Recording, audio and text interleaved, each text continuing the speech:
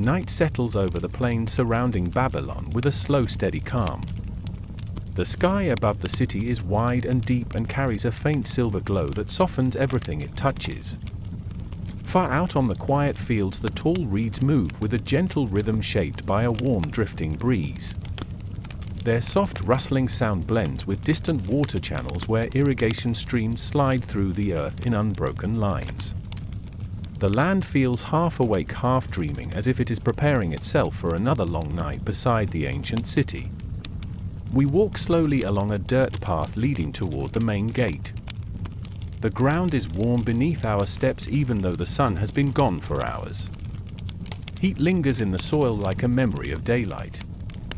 Ahead, the walls rise in steady layers of pale clay brick, each block fitted so tightly that no shadow slips between them. Lamps mounted on stands cast a soft golden light across their surface, creating a muted shimmer. The glow does not break the darkness but holds it in a quiet balance. Near the outer gate, a shallow canal curves gently around the base of the wall. The water moves without hurry, carrying reflections of lamps and faint stars. A small wooden platform extends over the canal and a single clay pot sits on the edge. It holds herbs gathered earlier in the day, left to dry in the warm air. The scent of those herbs drifts toward us with each shift of the breeze, offering a mild, earthy calm. We step onto the bridge that crosses the canal. The wooden planks are smooth from years of use and they creak softly beneath our weight. The sound is low and slow, almost like a tired sigh. From this vantage point, the outer walls of Babylon seem even larger, stretching outward in both directions until they fade into the night. The scale of the city would overwhelm if not for the peaceful stillness wrapped around it. Everything here moves at a gentle pace, made for walking, not rushing. As we reach the inner gate, we pass beneath a high arch carved with simple patterns of plants and flowing water. These designs are weathered but still clear. Their calm shapes welcome travelers in a quiet, steady way. A guard sits nearby, leaning against the wall with his head bowed. His lamp burns low and steady. He does not speak as we pass, and the silence between us feels natural, as if words would disturb the soft weight of the night. Inside the gate, the city opens into a wide avenue lined with clay brick houses. Their flat roofs cast soft rectangular shadows across the path. The windows are dark, yet nothing feels abandoned. Babylon sleeps but does not withdraw. The city simply rests like a great living being, breathing in long, slow intervals. The smell of baked earth wafts through the air, mixing with the gentle trace of grain stored in nearby granaries. We walk past a small courtyard where a single lamp burns beneath an open awning. A bowl of figs rests on a low table beside a clay jug filled earlier from one of the irrigation channels. The fruit is untouched. Someone prepared this space to enjoy the evening and then stepped away, leaving the scene quiet and suspended. Crickets hidden among the stones add their soft chirps in an unhurried rhythm. Farther along the avenue, the houses begin to rise slightly taller. These are the dwellings of scribes and merchants. The doors are carved with modest geometric lines. A few clay tablets rest on a bench outside one home, their surfaces marked with the narrow wedge shapes of cuneiform. Moonlight reflects gently across the tablet edges, making them glow in irregular pale stripes. The marks hold stories of trade, harvest, and record keeping, yet at this hour they serve mainly as silent companions to the night. We continue walking, letting our steps follow the gentle curve of the avenue. Above us, the sky opens farther and more stars appear, scattered like tiny pearls across a dark fabric. The air here feels different, a little cooler, a little sharper. It carries distant hints of incense, likely drifting from a nearby shrine. The faint scent mixes with the warm air of the city, forming a balanced calm that deepens with each breath. To the right of the path, we notice a narrow alley leading deeper into a cluster of homes. Clay lamps hang on hooks, casting pools of light along the walls. Their flames sway in slow waves as if breathing. The alley is peaceful, so we pause for a moment at its entrance, listening to the layered, quiet sounds of the city. Far around a corner comes the faint splash of water against stone. Somewhere else a wooden shutter moves slightly in the wind. Each sound is soft and gentle like threads woven into a tapestry of night. Ahead the main avenue widens into an open square. The stones underfoot are smoother here, worn by countless steps. A low platform sits at the center of the square. In the day it might hold baskets of grain or tools for work. Now it holds nothing but moonlight falling in soft silver patches. A few birds sleep along the ledge of a nearby roof, their small forms still against the warm brick. As we pause in the square, we sense the slow pulse of the city around us. Babylon feels ancient yet unhurried, shaped by long cycles of river floods and harvests and the steady rhythm of daily life. Even in this quiet hour, its presence is strong but never heavy. The calm settles around us like a soft cloak, offering the promise of deeper rest as we prepare to explore its peace. From the quiet square we continue along the avenue, walking at the same unhurried pace that the city itself seems to favor. Ahead, the path gently narrows before opening again, guiding us toward one of Babylon's most graceful sights. The lamps along the way grow slightly brighter and closer together, painting soft bands of gold against the clay walls. Each flame moves with a slow, steady motion, carrying just enough light to mark the route without disturbing the darkness of the sky above.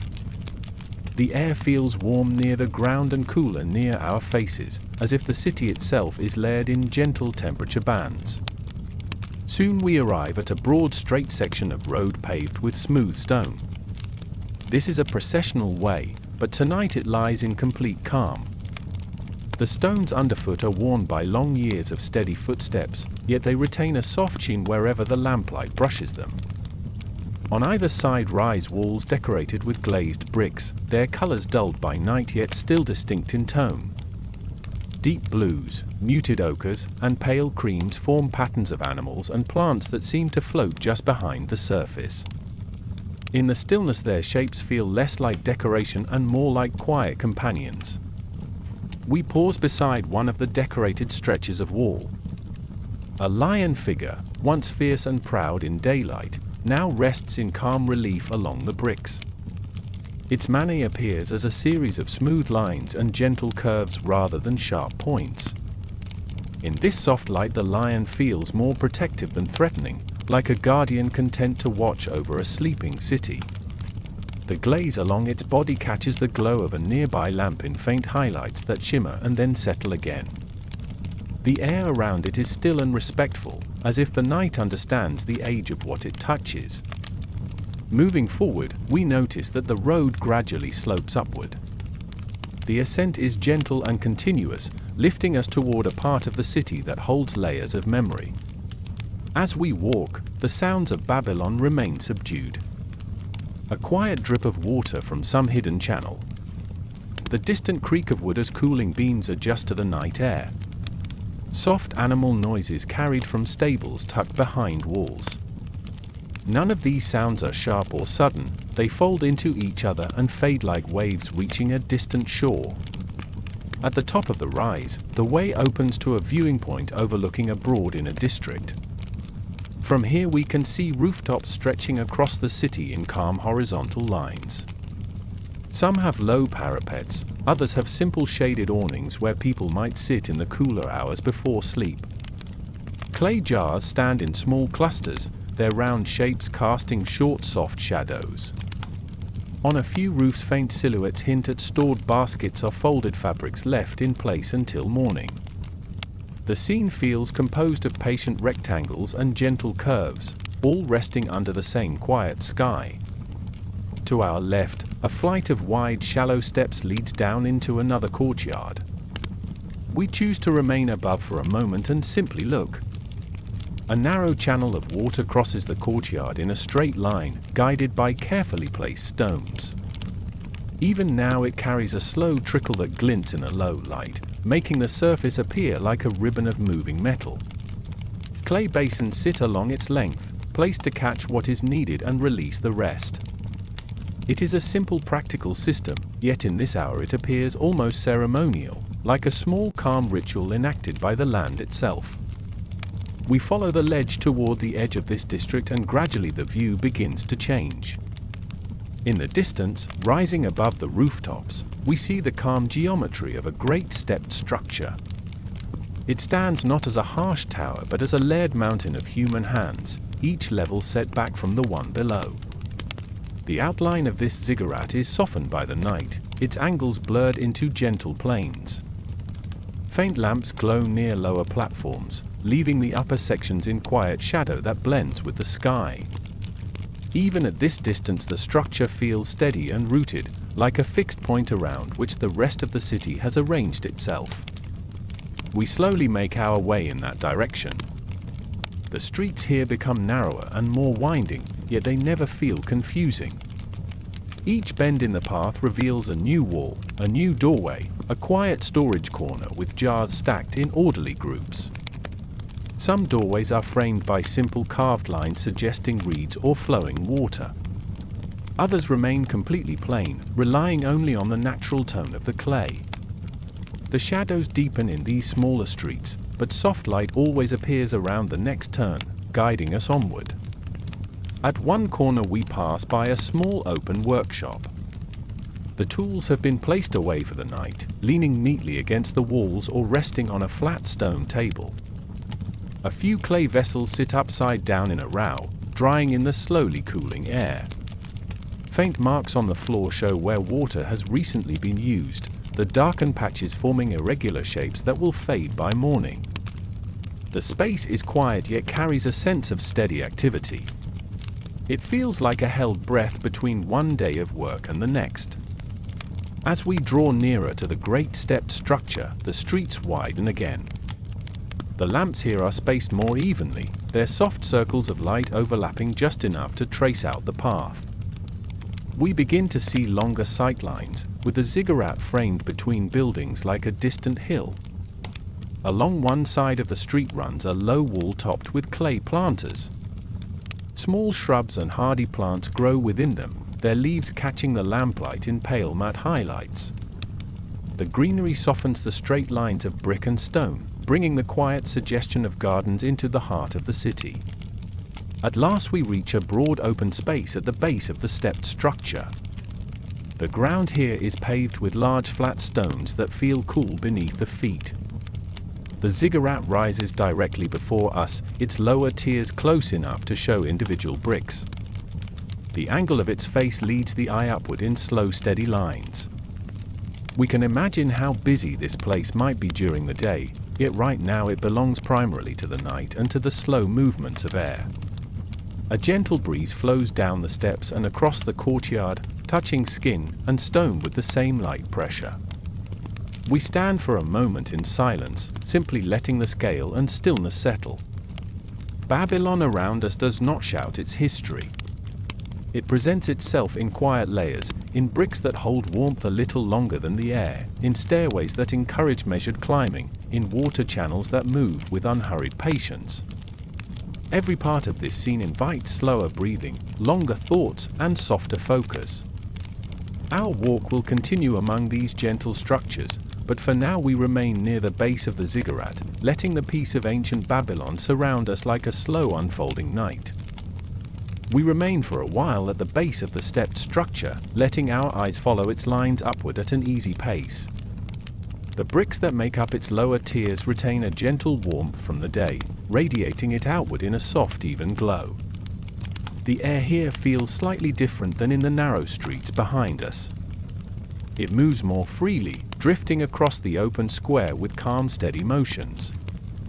Even the lamps seem quieter, their flames rising straight and undisturbed. The entire space feels like a place designed not only for ceremony but also for reflection. From this open square a broad path leads around the side of the ziggurat. We follow it slowly, keeping one hand hovering near the smooth stone surface as we walk. Along the base we notice shallow recesses built into the structure. Each recess contains a small clay vessel or carved stone marker placed with deliberate care. These objects do not call attention to themselves, yet their presence adds subtle texture to the wall. They hint at the many ways people once interacted with this place, each leaving small quiet marks of devotion or gratitude. As we continue along the curve of the wall, the sound of moving water returns. It is faint at first, a light steady trickle drifting through the stillness. Soon the sound becomes clearer as the path opens into a calmer enclosed courtyard on the eastern side of the structure. Here a channel of water flows from a raised stone trough, descending in a thin sheet along a series of stepped ledges. The design is simple but elegant, allowing the water to fall with a quiet continuous sound. It creates a peaceful backdrop that seems to settle into every corner of the courtyard. Large clay basins stand beneath the final ledge to catch the water before it is guided away into underground passages. The surfaces of these basins hold soft reflections of the lamplight. The reflections move gently as the water trembles, creating small shifting patterns that resemble slow breathing. We watch these patterns form and fade, each one lingering just long enough to leave a calm impression before giving way to the next. The courtyard feels less like a space built by human hands and more like a place shaped by patience. We leave the courtyard and continue around the ziggurat until we reach a long ascending ramp. It rises at a steady shallow angle, making the climb easy and unhurried. Small lamps are placed at even intervals along the ramp, each resting inside a shallow indentation in the wall so the flame remains shielded from the breeze. Their light marks our path in a quiet repeating rhythm. As we climb, the city spreads out slowly beneath us, though the view remains partial. The higher levels of the ziggurat rise above, their edges soft against the night sky. Halfway up the ramp we pause at a small landing where the brickwork widens into a platform facing the city. From here the rooftops of Babylon form a gently varied pattern of rectangles stretching outward in all directions. The lamplight scattered through the streets below resembles a field of small steady stars. Each light feels carefully placed, contributing to the overall calm rather than breaking it. The air at this height carries a mild dryness, and with it a faint scent of baked clay. When we continue our ascent the slope remains consistent, allowing our steps to fall into an unforced rhythm. The ramp ends at a higher terrace, one of several resting platforms built into the structure. This terrace is large and flat, surrounded by a low wall. Inside the wall stands a cluster of tall clay jars arranged in a semicircle. These jars hold thin branches of desert shrubs that release a subtle fragrance into the air. The scent is earthy and light, almost unnoticeable until we pause to breathe more slowly.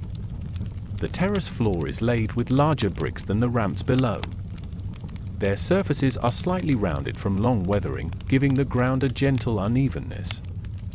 A few scattered stones rest along the edges, likely placed to hold small lanterns during ceremonial occasions. Now they sit quietly, their shadows soft and round in the dim light. Even the wind seems to quiet itself here, moving only enough to brush lightly against our clothing. At the far end of the terrace a narrow passage leads into a chamber built into the upper level of the ziggurat. The doorway is tall but simple, framed by plain bricks with no carved ornament.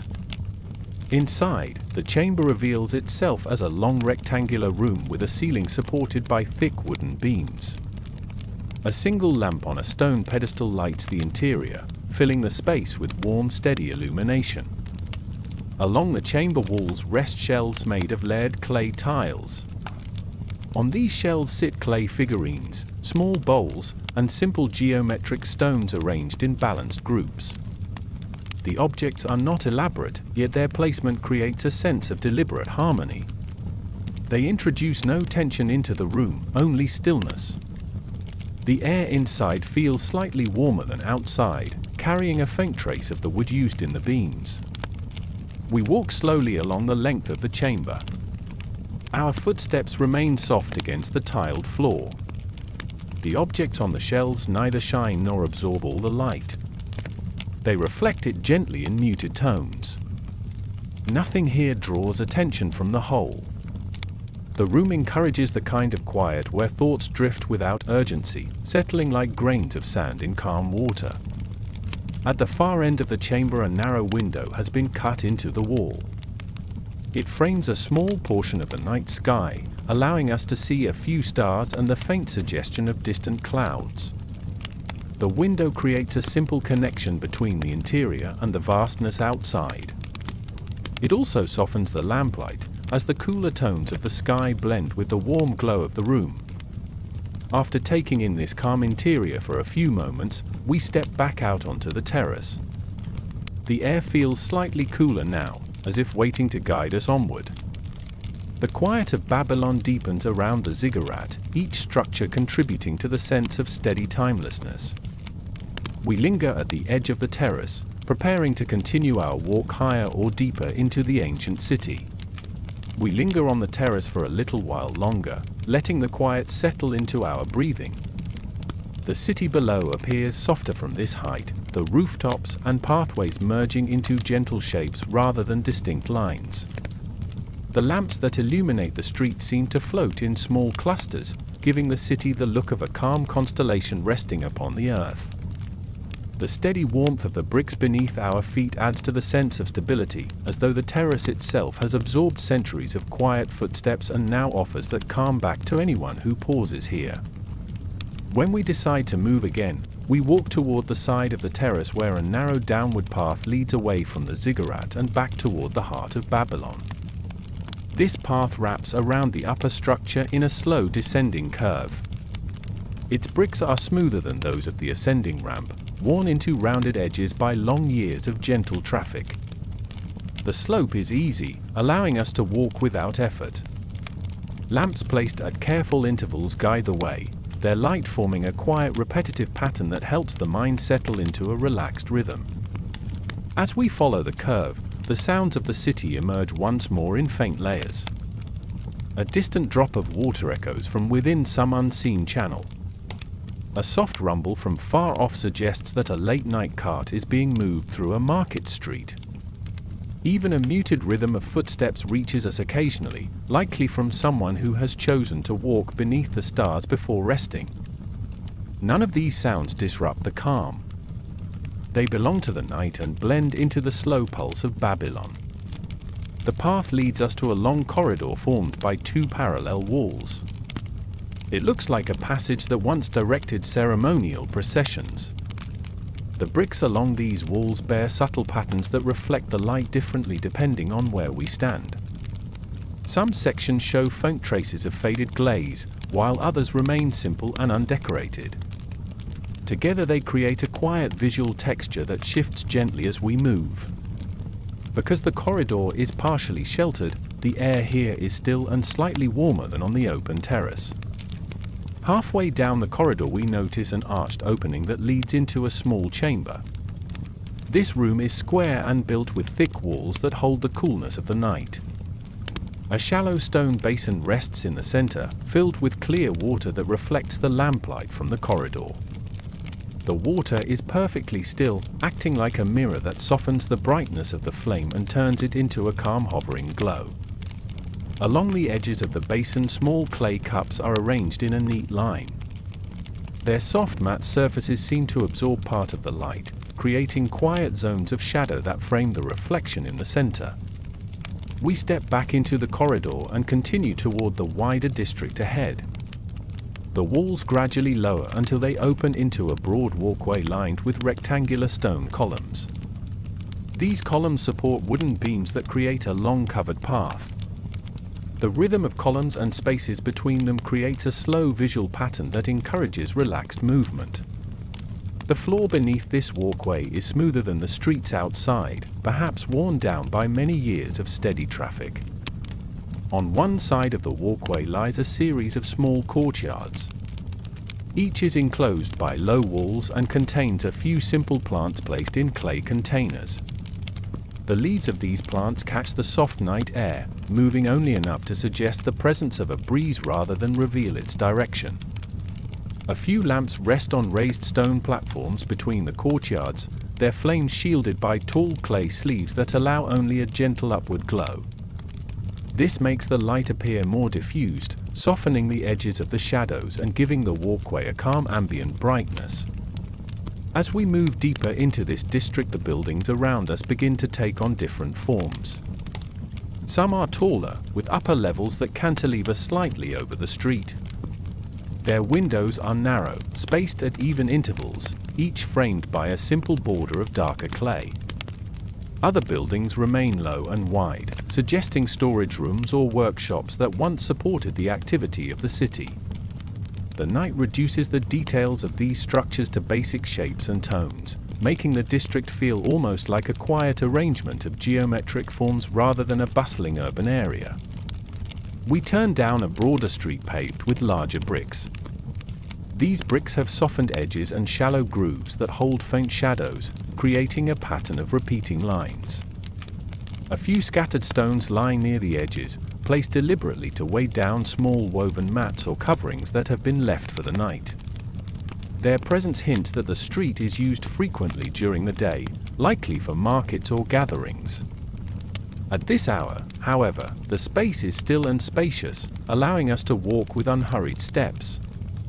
Farther along, the street widens into a large open square. The square is surrounded by low walls topped with clay planters, within which grow bushes trimmed into rounded shapes. These shrubs release a faint earthy scent that hangs lightly in the air. A series of tall lamps rises from the center of the square, each one giving off a slow, steady glow that reaches outward without forming any sharp edges. The arrangement of light makes the square feel expansive yet soft, like an open clearing within the heart of the city. We approach a raised platform on one side of the square. Its surface is smooth, with a shallow border carved into the stone. This platform may have once held temporary structures or displays, but now it serves as a quiet resting place. We sit briefly, letting the stillness of the square wash over us. The city sounds here are faint and distant, reduced to a low ambient murmur that calms the senses rather than stimulates them. When we rise again, we continue toward the opposite side of the square, where a series of wide steps leads down into another set of streets. The steps are shallow and evenly spaced, making the descent gentle. As we move down, the breeze shifts slightly, bringing with it a faint metallic scent from some distant workshop. Even this blends easily into the general calm of the night. At the bottom of the steps, the streets form a long straight line that seems to guide us toward another significant part of ancient Babylon. The buildings ahead appear taller and more structured, their outlines hinting at administrative or ceremonial functions. Yet even these more formal structures rest quietly under the night sky, contributing to the sense that the entire city is united in slow, peaceful breathing. Our walk will take us into this district next, where the buildings carry different shapes and shadows, and where new layers of history. The long straight street before us feels like a gentle invitation into another layer of Babylon. Its surface is paved with broad bricks arranged in a precise grid, their faint variations in tone forming a subtle calming pattern across the ground. The lamps placed along each side of the street create a repeating rhythm of soft light that carries us forward with steady, quiet steps. Even though the street is wide, the night compresses its scale, making it feel more intimate and enclosed, like a corridor shaped by the slow breathing of the city. As we walk deeper into this district, the buildings on either side rise taller than those we have passed before. Their facades are made of smooth clay bricks laid in clean horizontal lines. The lower sections of the walls hold rectangular recesses, each with a small clay bowl or simple carved object resting inside. These recesses may once have served as offerings or markers, but now they hold only stillness. The bricks around them catch the lamplight in gentle gradients, giving each object a soft presence without drawing attention away from the whole. Farther ahead, the street broadens into a long rectangular plaza. The plaza is bordered by stone benches worn smooth by time. A low rectangular pool lies at its center, filled with still water that reflects the lamps in straight vertical streaks. The water's surface is so calm that the reflections barely waver. Only a faint vibration at the edges shows where the breeze touches it. The pool breaks the expanse of the plaza with a quiet elegance, creating a focal point that remains understated rather than commanding. We step closer to the pool and watch as the lamps stretch downward in its surface. The reflections appear longer than the actual flames, forming elongated shapes that resemble thin glowing pillars. The distortion is gentle and soothing, making the light seem to drift through the water even though nothing moves. The pool gives the plaza a sense of anchored stillness, as if the entire space has settled into a deeper layer of quiet. Beyond the plaza lies a large building with a broad doorway framed by thick clay pillars. The building's exterior is simple, almost severe in its geometry, but the soft night light smooths its lines and reduces any sense of weight. The open doorway reveals a long interior hall lit by a few widely spaced lamps. Their glow extends only partway across the walls, leaving much of the hall in muted shadow. This partial illumination gives the interior a sense of calm depth rather than mystery. We step inside. The hall is cool, its high ceiling supported by evenly spaced beams. The walls are lined with shallow alcoves, each holding clay tablets or wooden boards arranged in quiet rows. These items vary in size and shape, some rectangular, others irregular, but all appear placed with care. The textures of the tablets are softened by shadow, their carved patterns barely visible. Even so, the sense of preserved knowledge is unmistakable. This hall feels like a place where records were kept not for urgency but for continuity and memory. The floor beneath us consists of large stone slabs worn smooth by countless footsteps. Their surfaces carry faint lines and scratches, subtle indications of the hall's long use. The lamps along the walls give off a warm, steady glow that leaves no harsh contrasts. Every part of the hall blends into the rest. Nothing disrupts the atmosphere of calm. Even our footsteps seem quieter here, as though the stone itself absorbs sound out of respect for the records it holds. At the far end of the hall, a smaller doorway leads into a side chamber. This chamber is nearly square, with shelves built directly into the walls. On the shelves rest clay cylinders arranged in rows. Their surfaces are plain, without markings. Perhaps they once held scrolls or other small documents. Now they stand as silent shapes, repeating through the room in simple formations. The lamplight in this chamber is softer, creating gentle bands of illumination across the shelves. The quiet is deeper here, almost like the pause between two long, slow breaths. We return to the main hall and step back out onto the plaza. The air outside feels slightly warmer than before. A faint scent of clay dust drifts on the breeze. The lamps around the plaza burn steadily, their flames rising in smooth vertical lines. Nothing in this district moves quickly. Even the shifting air feels like it has adopted the slow rhythms of the city's ancient buildings. Continuing down the opposite side of the plaza, we come to a broad walkway lined with tall columns. The columns support a flat roof that shelters the path beneath. Between each column, a clay lantern hangs from a short rope, its flame protected inside a round enclosure. These lanterns cast wide diffused circles of light that overlap and create a gentle corridor of brightness. The path feels both open and embraced at the same time. Beyond the walkway lies a garden enclosed by high walls.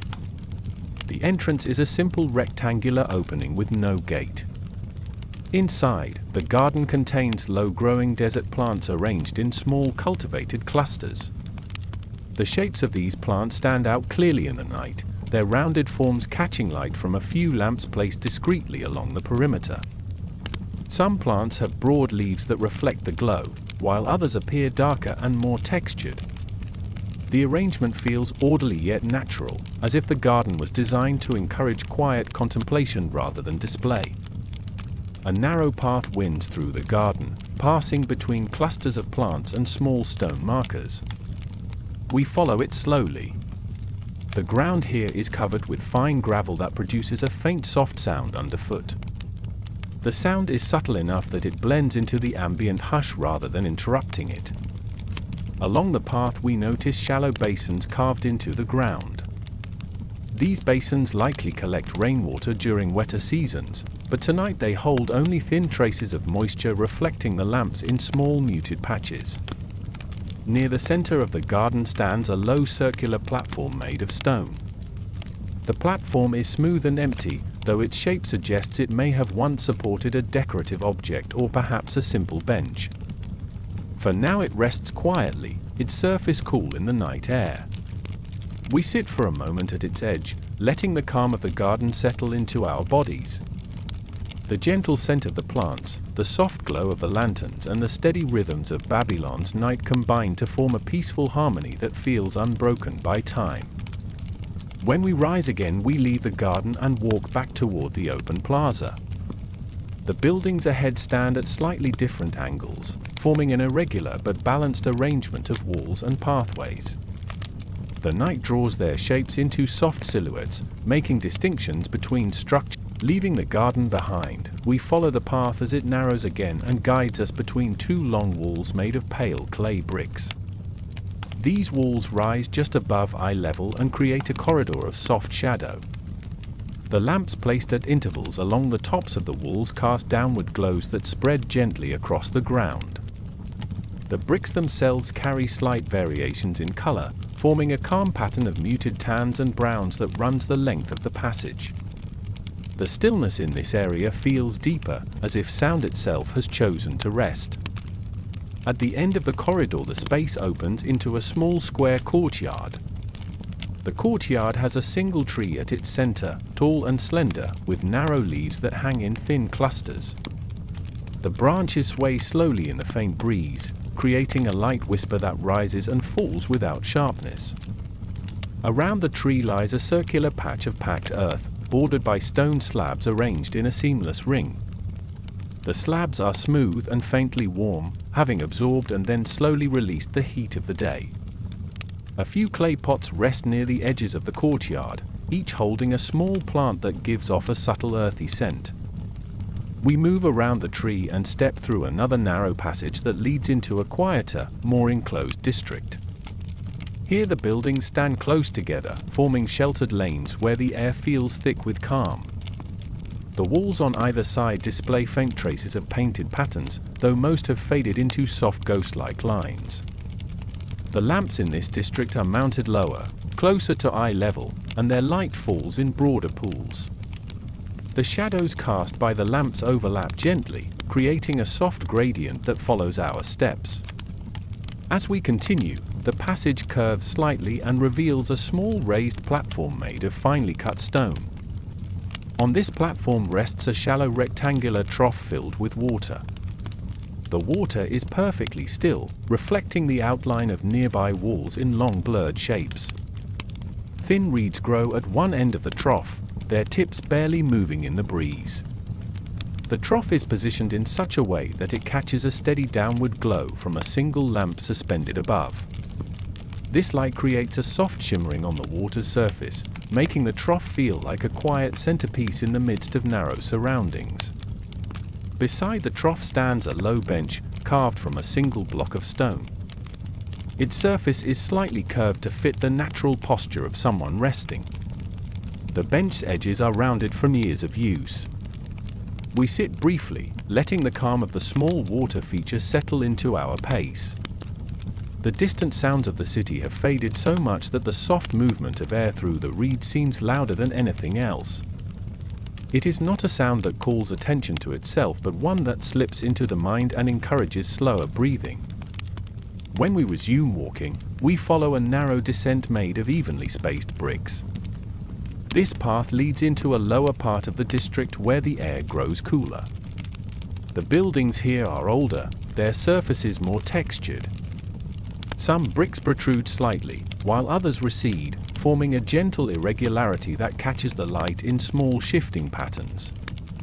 The lamps positioned along this descent are fewer, leaving portions of the walls in deep shadow.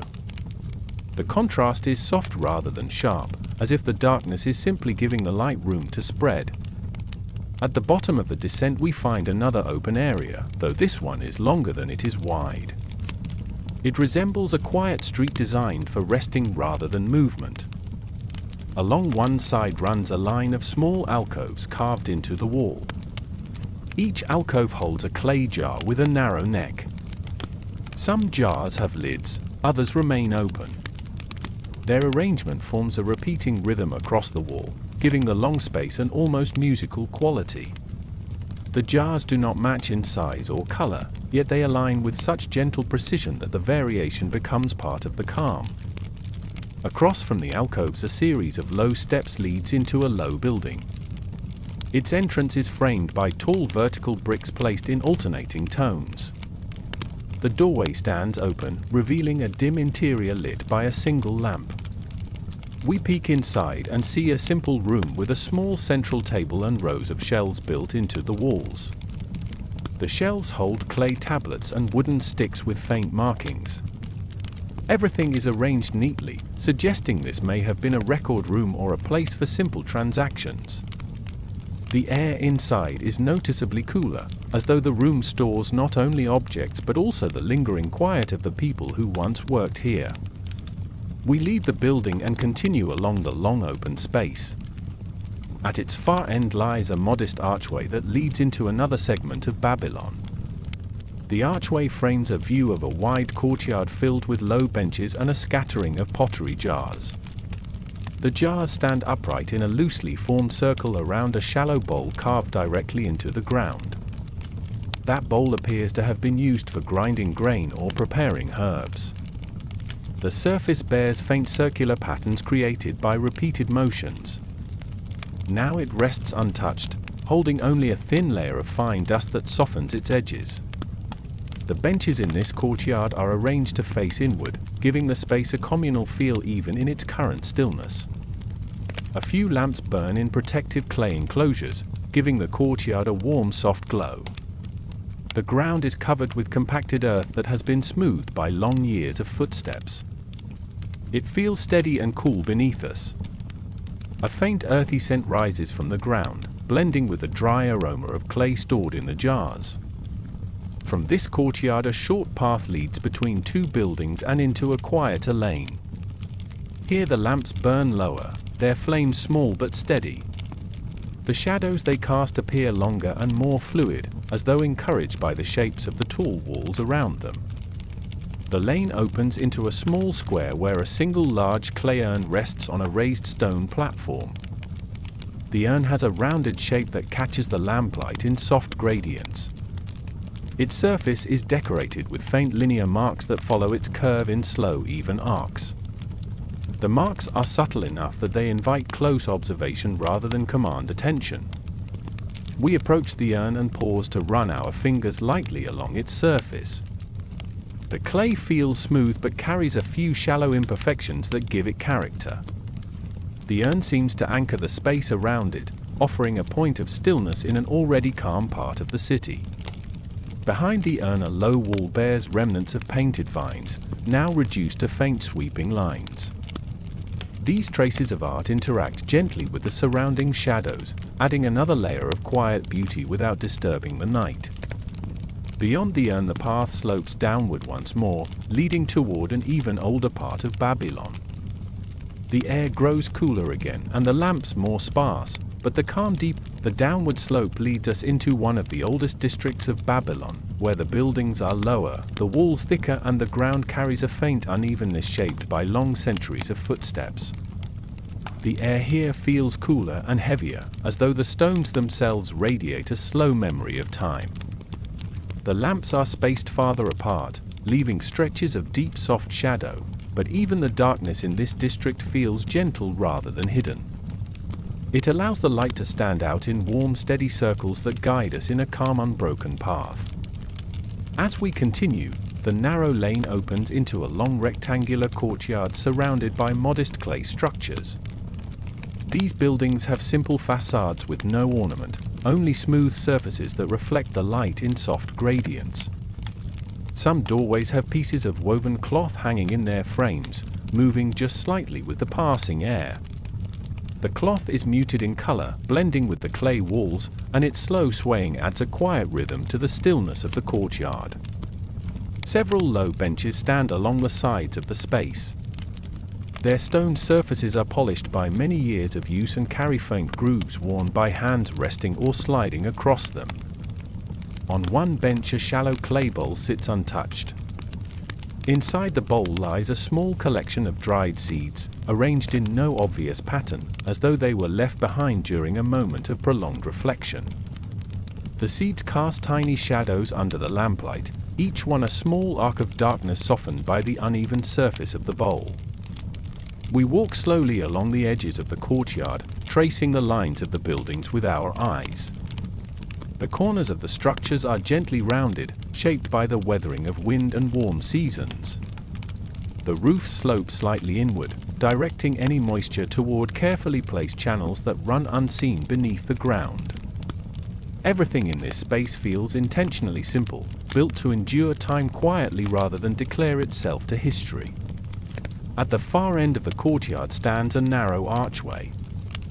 The arch is formed from a series of bricks that have settled into place with slight irregularities, giving the shape a natural softened curve. Beyond it lies another lane, dimmer and more enclosed than the one we entered from. The air here feels cooler, perhaps due to the tall proximity of the walls. The lamps along this lane hang in clay sleeves that shape their light downward into elongated ovals. These ovals overlap in calm rhythmic intervals, guiding us forward in a near continuous stream of illumination. As we follow the lane, we notice a small recessed door on the right. The door is wooden, made from vertical planks bound by simple horizontal bars. It stands slightly ajar, revealing a thin sliver of warm light from within. We push it gently and step into a quiet interior chamber. The room is small and rectangular, with shelves carved directly into the clay walls. On these shelves sit clay pots of varying sizes, some sealed, others open. These pots likely held liquids, grains, or simple tools used in daily life. Tonight they rest in stillness, their rounded forms creating soft curves against the straight lines of the walls. A single lamp burns in a niche near the back of the room. Its flame moves slowly, casting wide shadows that stretch across the floor. The shadows shift with every small movement of the flame, creating a gentle interplay of light and dark. The chamber feels like a preserved moment of ordinary life, quiet and unaltered by time. We leave it with the same softness with which we entered, pulling the door closed until only a thin vertical line of light remains. Back outside, the lane continues until it opens into a smaller courtyard than the one before. This one contains a low well made from stacked stone, its rim smooth and rounded. A short rope hangs from a wooden beam above the well, though no bucket is attached. When we approach, the faint scent of cool water rises from within. The interior is too dark to see the bottom, yet the quiet presence of water can be felt in the air. The rim of the well is slightly cold to the touch, holding the night's coolness more deeply than the clay structures around it. Near the well stand two clay jars, one large and one smaller, both placed on flat stones. They are empty, their openings dark and still. A thin crack runs down the side of the larger jar, though it does not seem deep enough to compromise its structure. Such imperfections blend easily into the calm of this district. They represent the slow natural aging of objects rather than damage or decay. We sit briefly on the edge of a low bench facing the well. The atmosphere feels heavier here, as though this part of Babylon has absorbed the quiet of countless nights. Even the faintest sounds, a shift of fabric, a brush of wind, seem to arrive from far away. The bench surface is cool but smooth, and it supports the body without drawing attention. The silence in this small courtyard creates a deeper form of rest, one that encourages long, slow breaths and relaxed posture. When we rise, we follow another narrow path leading away from the well. This path slopes gently upward and has a texture more rugged than the streets before. The bricks are larger and spaced further apart, with fine gravel filling the gaps. The sound of our steps is distinct here, a soft steady crunch that echoes faintly against the enclosing walls. The glow from the lamps becomes more ambient, as though diffused by the higher placement of the light. At the top of the slope the path opens into yet another gathering space. This area contains a series of low rectangular tables made of stone. Their surfaces are flat and mostly empty, though one holds a folded piece of woven fabric. The fabric's muted pattern is just visible under the lamplight, its colors softened by age. On another table rests a small clay figurine, shaped like an animal with elongated limbs. The figurine stands alone, its presence subtle yet grounding. It adds a touch of quiet character to the open space, as though the room remembers something gentle about its past. The air here feels slightly warmer, and a faint scent of baked clay lingers in the space. Lamps along the walls emit soft halos that reach only to the edges of the tables, leaving the center of the area in a broad dimness. This dimness feels peaceful rather than empty. It invites us to slow our pace even further, to observe the textures and tones that appear when the eyes adjust. We continue forward, leaving the open space behind. As we leave the open space behind, the path ahead narrows into a long corridor that winds gently between two older buildings. The bricks here show more wear than in previous districts, their surfaces textured with shallow pits and softened edges. Each brick seems to hold a faint echo of time, as though the walls themselves remember the countless quiet nights that have passed through these lanes. The lamps along this stretch are fewer and placed higher, allowing much of the corridor to rest in a dim, even glow. The resulting shadows blend into the walls without forming sharp lines, giving the entire passage a muted, calming presence. The corridor opens into a small square framed by irregular clay walls. The square contains a single tall stone pillar rising from the center. The pillar's surface is carved with simple horizontal lines spaced at even intervals. These lines catch the lamplight in gentle streaks, creating a soft vertical pattern that leads the eye upward. The top of the pillar is flat, supporting a shallow bowl that once held offerings or lamps. Now the bowl stands empty, but its shape adds a quiet balance to the pillar's height. The arrangement feels both centered and modest, offering a sense of grounded calm to the small square. Around the edges of the square lie several low stools made of thick clay slabs. Their surfaces are slightly concave from long periods of use, as though shaped by the resting forms of countless individuals. The stools cast short rounded shadows that shift only slightly with the movement of air. A faint scent of dust and clay lingers here, mingling with the mild fragrance of plants growing along the base of the walls. The atmosphere feels like a small pause in the city's deeper movements, a moment suspended in stillness. On the far side of the square a narrow archway leads into a quiet interior room. The room contains a long stone table positioned in the center. Surrounding the table are clay vessels in different shapes, arranged on low shelves carved into the walls. These vessels vary in size but maintain a consistent simple design. Some have wide openings, others narrow necks, but all share the same calm matte texture. The lamp inside is positioned low, allowing its light to drift upward in a gentle gradient. This gives the objects a warm, understated presence, as though they exist simply to hold silence. The floor of the room is covered with tightly placed tiles made of fired clay. The tiles have a soft, irregular pattern, with slight shifts in tone and shape that create a subtle visual rhythm. This rhythm is not demanding, it supports the eye without pulling it in any particular direction. The walls hold faint traces of older markings, perhaps early symbols or decorative lines, now softened into near invisibility. Every part of the room supports an atmosphere of calm work and slow intention. We step back outside and continue along the path that exits the square. This path leads to a broad, low-ceilinged corridor supported by thick wooden beams.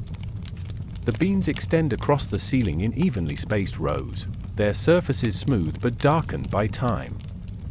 The lamplight here falls in wide, shallow arcs, giving the space a quiet, enveloping warmth. The air feels slightly denser in this corridor, holding a faint scent of aged wood. Our footsteps echo softly, though the sound fades quickly as though absorbed by the beams above. At the end of the corridor we enter a wider courtyard with a long rectangular pool running along its center. The water in the pool is calm, reflecting the walls and lamps in long vertical streaks.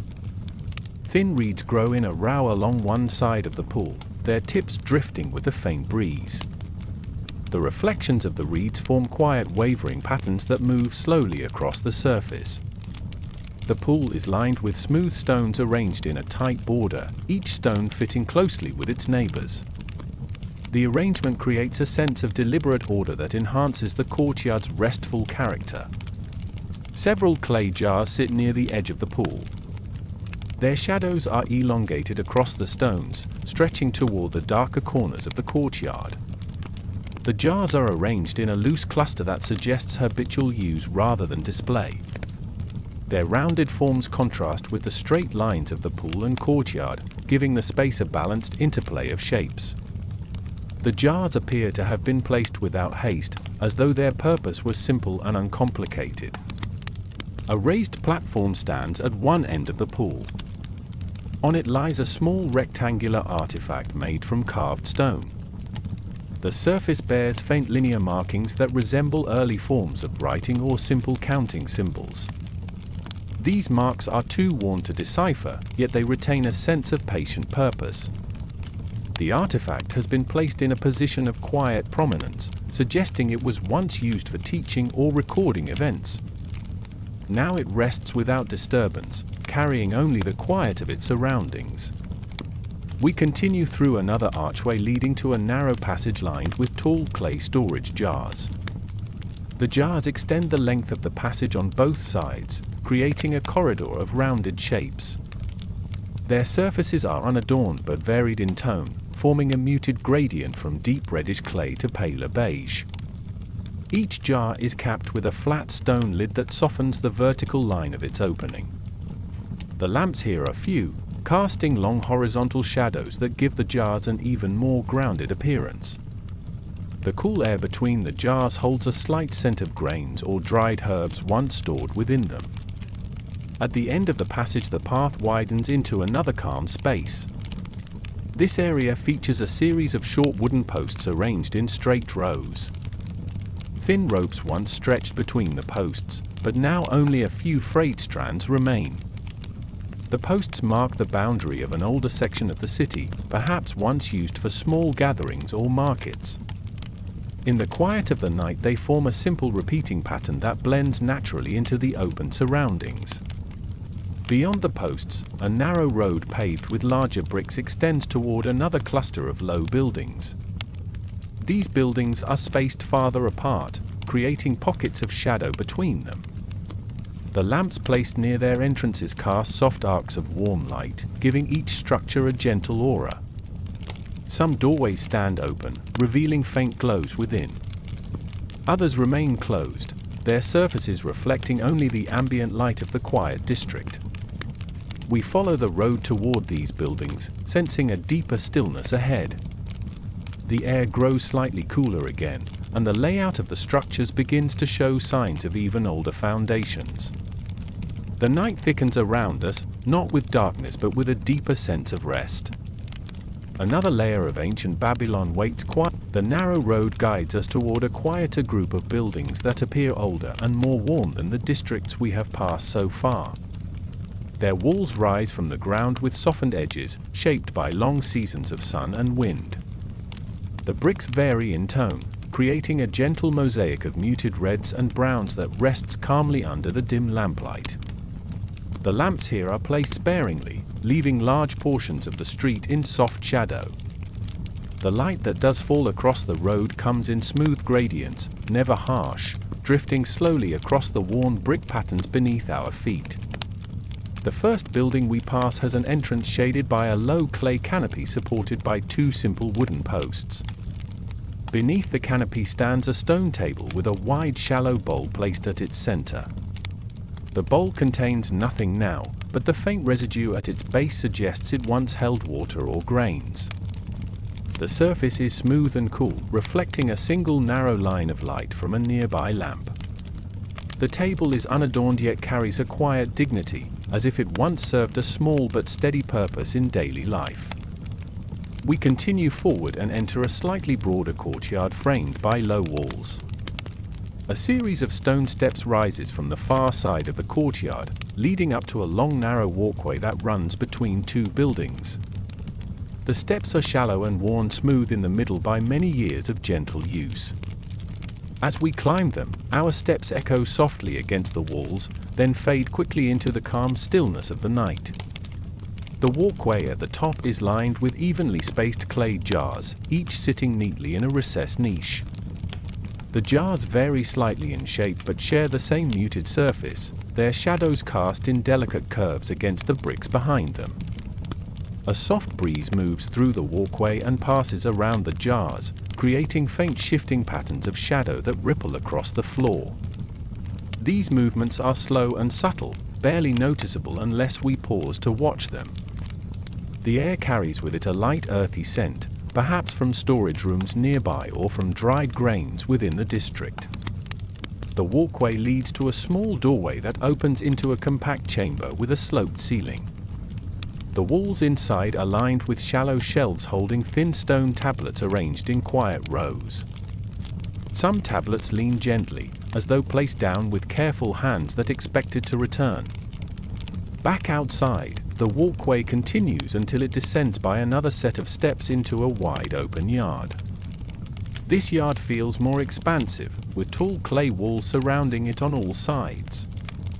The ground is covered in fine compacted earth that reflects the lamplight in muted tones. At the center of the yard stands a rectangular pool, smaller than the ones we have seen before. The water is still, mirroring the shape of the sky above. A few thin reeds grow along the edges, their reflection forming a symmetrical pattern in the calm surface. Lamps placed at the corners of the yard cast a soft glow across the water, creating a sense of slow balance. On the far side of the yard a long bench extends along the wall. The bench appears carved from a single strip of stone, its surface slightly slanted for comfort. A clay jar sits near one end of the bench, its base resting within a small circular depression carved into the stone.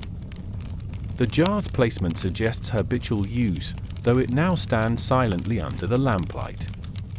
The atmosphere of the yard feels unbroken, as though it has been waiting through countless nights for the calm footsteps of visitors. We leave the yard through a narrow passage that opens into another street. This part of Babylon feels more structured, with the buildings arranged in gentle alignment. The walls here rise higher, creating a corridor of soft shadow where the lamps illuminate only the lower portions of the structures. Their light falls in steady diagonal lines that taper off into darkness. The effect is soothing, creating alternating bands of brightness and shadow that stretch along the street like a slow visual rhythm. As we continue along this street, the sounds of the night grow even softer, reduced to barely audible layers. A faint rustle of reeds from some unseen garden. The gentle creak of wooden beams cooling under the night air. The distant echo of water moving within hidden channels that run beneath the city. Each sound carries a slow, unhurried quality, blending perfectly into the atmosphere of ancient rest. Ahead, the street begins to widen and rise slightly, guiding us toward what appears to be another significant structure. Its outline becomes clearer as we approach. The building stands tall with broad, smooth walls that angle inward toward a raised platform.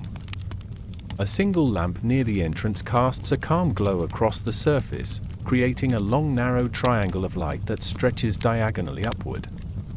The shape is elegant and quiet, accentuating the symmetry of the structure rather than revealing its details fully. A short set of steps leads to the entrance, where two slender clay columns stand on either side. These columns are plain, without carving or ornament, but their simplicity complements the clean geometry of the building. The entrance itself is framed by a rectangular border that extends slightly outward from the wall, giving the doorway a subtle prominence. Inside, the faint glow of a lamp suggests a larger interior space. We step inside and find ourselves in a serene hall with a high-sloped ceiling supported by thick wooden beams. The walls hold no decoration, only their natural clay surface that absorbs and diffuses the lamplight in warm, gentle tones. A long table stands in the center of the hall. On it rests a single stone tablet, smooth and unmarked. The table and tablet together create a sense of deliberate emptiness, as though the space is meant for contemplation rather than activity. We remain in the hall for a moment, letting its stillness settle into our breathing. The warm glow from the lamp creates long soft shadows on the floor, shaping the hall into leaving the quiet hall behind. We follow the rising street as it curves gently to the left. The ground beneath us is paved with larger stones now, their surfaces smoother and more reflective than the bricks in earlier districts. The lamplight glides across these stones in soft stretches, creating long pale lines that seem to move with us as we walk. The light is never harsh here, it carries a warm, steady glow, as if the city has learned over the centuries to soften every edge, every shadow, every sound. The buildings along this ascending street grow slightly taller, though they maintain the same calm simplicity found throughout Babylon. Their facades are uninterrupted surfaces of clay, with only a few narrow openings placed high above the ground. These windows hold faint traces of woven screens that shift gently when touched by the night breeze. The air in this district feels both warm and cool at once, holding the last traces of daylight while accepting the deeper calm of night. As we continue upward, the street opens into a long elevated terrace. From here the rooftops of Babylon spread out in layered lines, some lower, some rising just high enough to catch the lamplight in muted shapes. A few small gardens appear on the roofs, filled with hardy plants arranged in neat rows. Their leaves move gently, forming soft quivering patterns that ripple across the terraces like slow breathing motions. The sight of these rooftop gardens gives the district a living stillness, as though the city has grown its own quiet pulse within the night. The elevated terrace also reveals a distant view of the ziggurat we visited earlier. Its tiers rise in calm steps against the night sky, each layer softened by darkness. The lamps at its lower levels appear as tiny warm glows now, flickering faintly but steadily. The gentle silhouette of the structure reminds us how deeply Babylon is shaped by order, patience, and slow rising forms. Even from afar the ziggurat feels like a resting presence, a quiet guardian holding the city together under the stars. We leave the terrace and descend by a wide stone ramp into another section of the ancient city. The ramp is bordered on both sides by thick clay walls that rise nearly to shoulder height. Lamps placed at even intervals along the outer tops of the walls cast downward light that spreads in smooth arcs across the ramp. The shadows created here stretch in long delicate shapes, sliding subtly with every movement of the flame. The ramp gives a feeling of controlled descent, steady and gentle, guiding us toward a lower, older part of Babylon. At the bottom of the ramp the walls open into a spacious courtyard with a rectangular pool set near the center.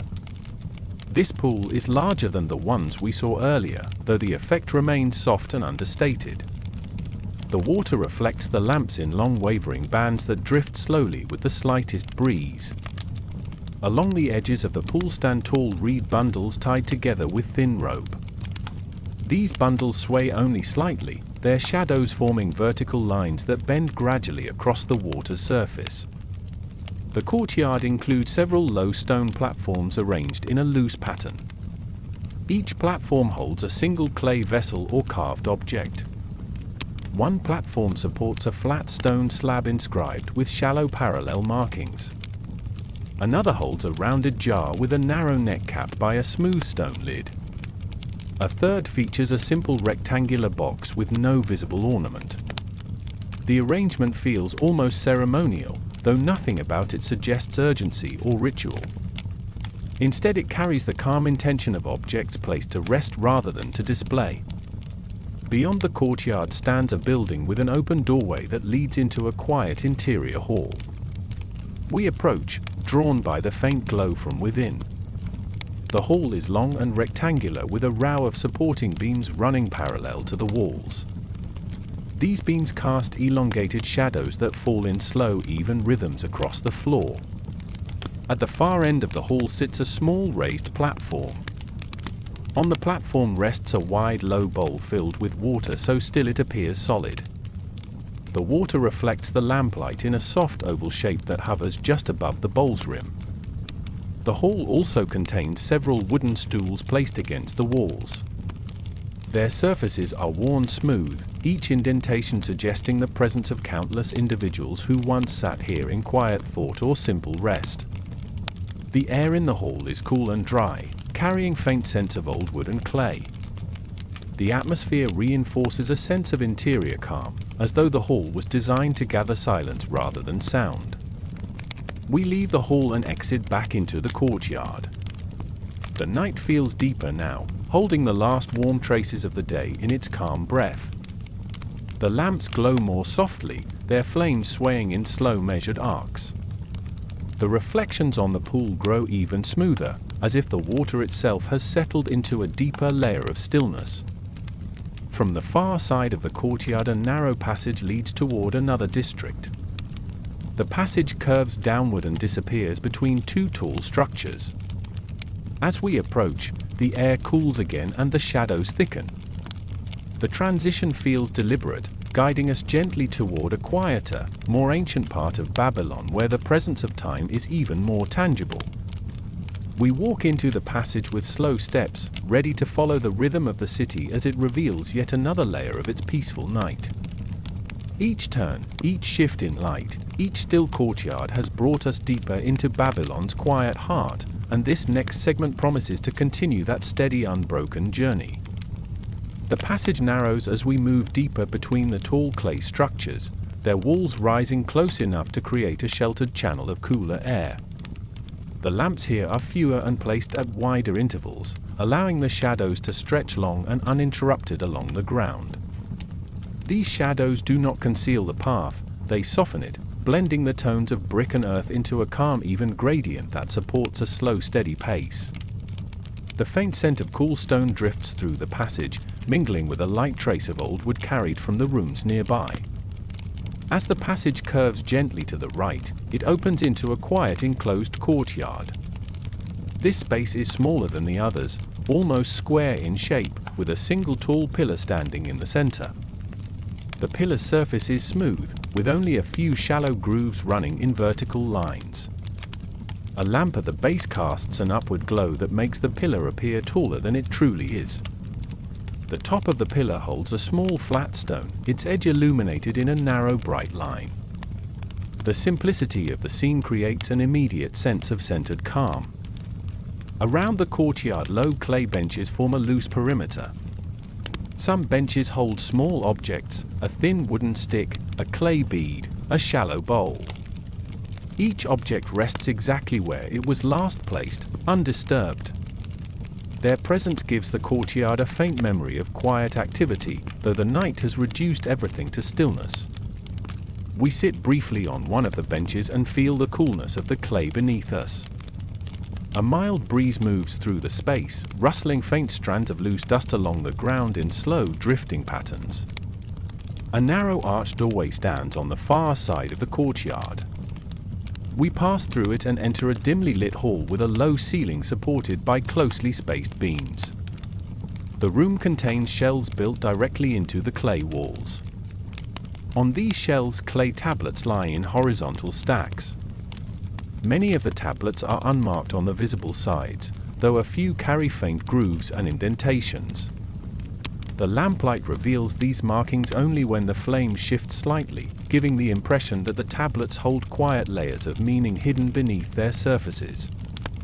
At the center of the hall rests a flat rectangular stone table. Its surface is cool and smooth, reflecting the light in a soft, irregular oval. A single clay stylus lies on the table, its pointed end casting a thin shadow across the stone. This hall feels like a place of gentle record-keeping, though no active work remains. The air holds a dry calmness, inviting slow breathing and unhurried thought. Leaving the hall, we enter another lane that slopes downward. The bricks underfoot have a rougher texture here, shaped by long use and the slow settling of the ground. The lamps are mounted higher along the walls, casting a broad wash of light across the lane. This light reveals gentle imperfections in the buildings, such as slight dips in the rooflines and patches of clay that have been repaired over time. The imperfections do not disrupt the calm, they add depth to the atmosphere, reminding us that the city is made of layers and steady renewal. At the end of the lane lies a sunken courtyard accessible by a short set of stairs. The courtyard is rectangular and surrounded by thick walls. The ground is paved with large stone slabs arranged in a grid pattern that has softened over centuries. In the center of the space, a wide, shallow bowl is carved directly into the stone. It contains a thin pool of water that reflects the sky in a muted, shimmering oval. The reflections here are faint and slightly blurred, as though the water mirrors only the calm essence of the night rather than its distinct forms.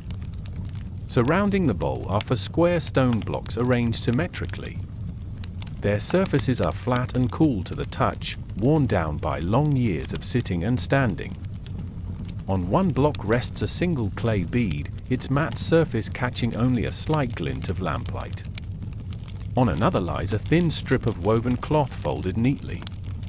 These simple objects give the space a sense of preserved, quiet moments, memory captured not in grand structures but in understated traces of everyday life.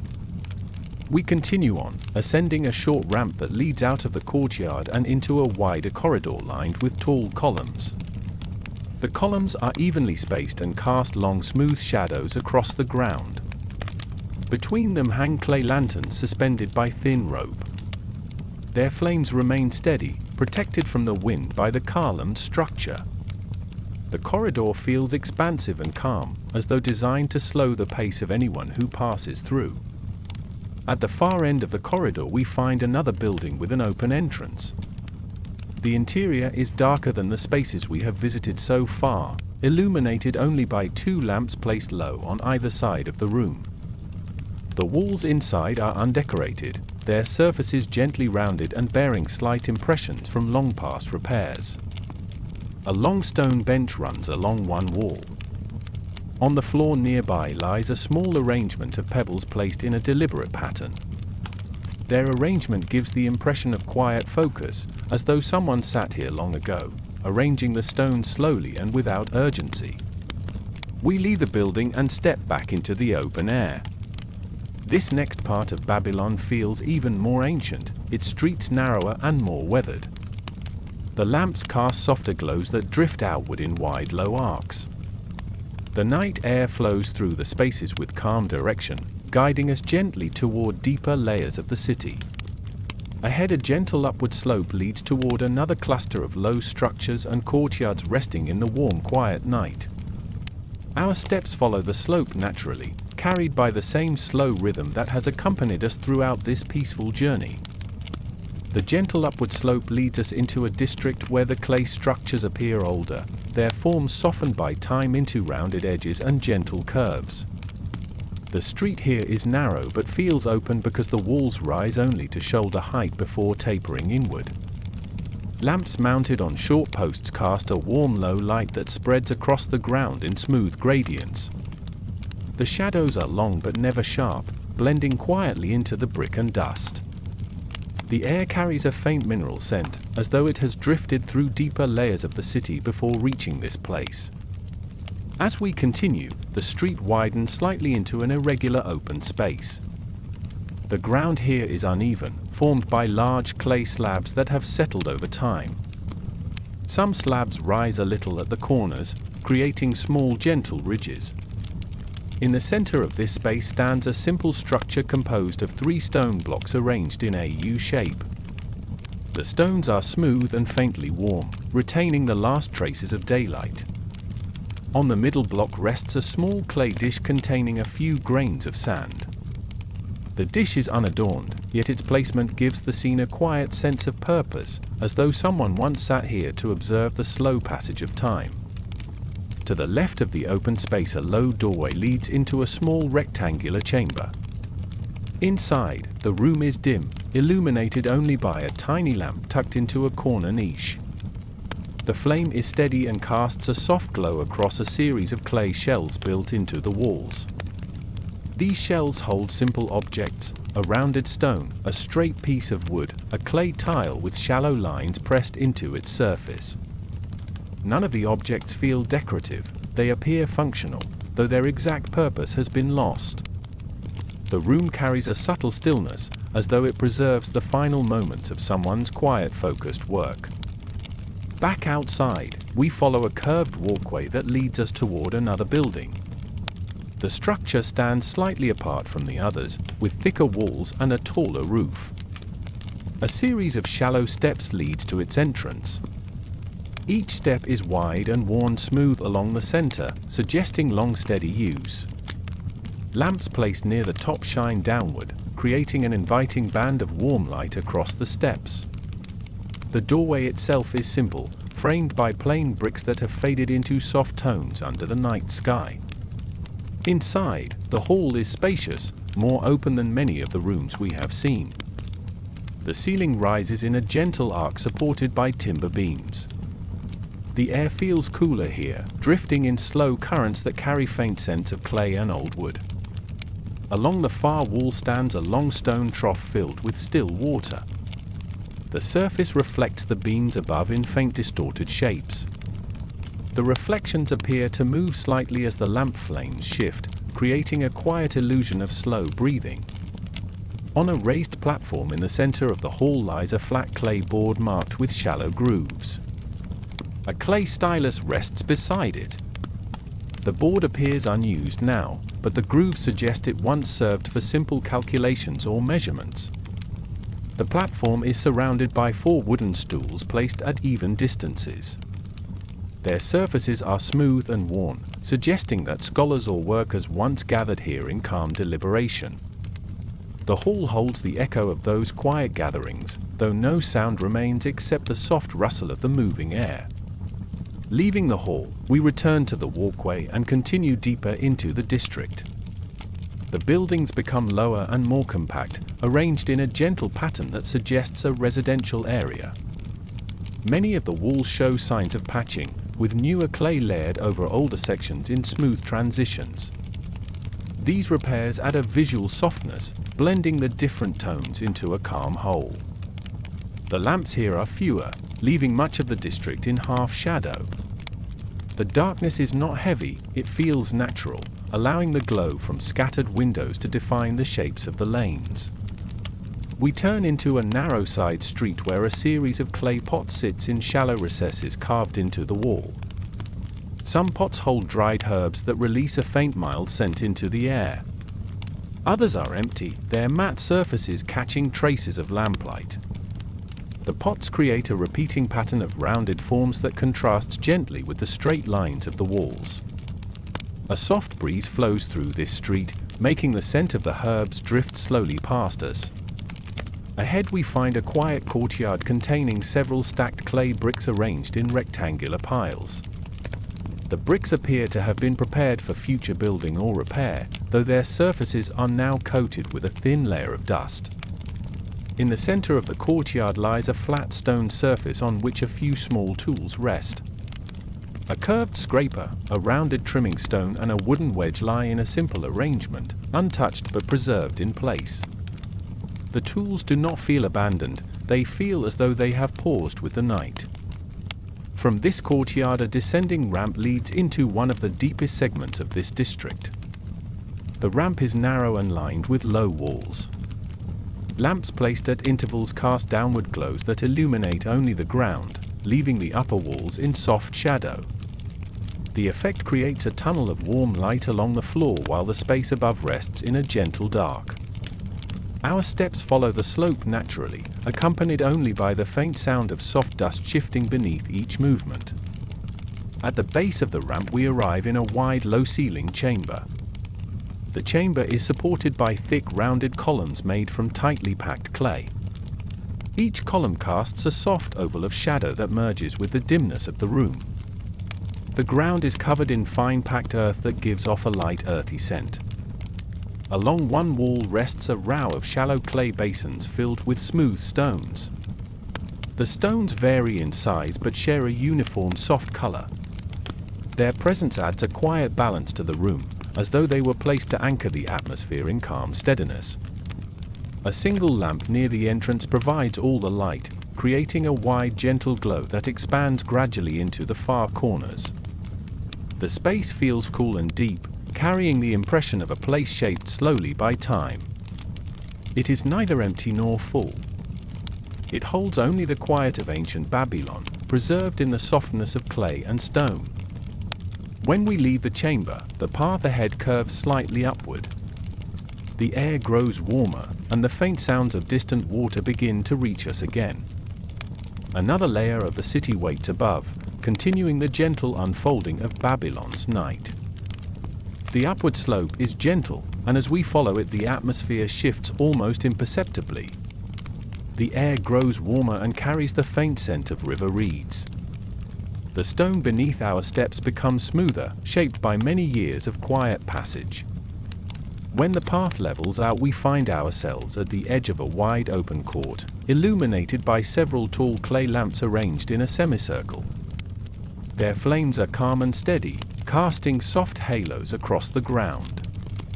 The court feels like a quiet threshold between the deeper residential districts and the broader public spaces of the ancient city. On the left stands a rectangular building with a slightly raised floor. The entrance is wide, framed by two clay pillars whose surfaces have been carved with shallow linear patterns. These patterns are simple, almost like the marks left by a careful hand smoothing wet clay. Inside, the building is quiet, with a single long bench running along one wall. Above the bench hangs a woven cloth panel decorated with faint geometric shapes.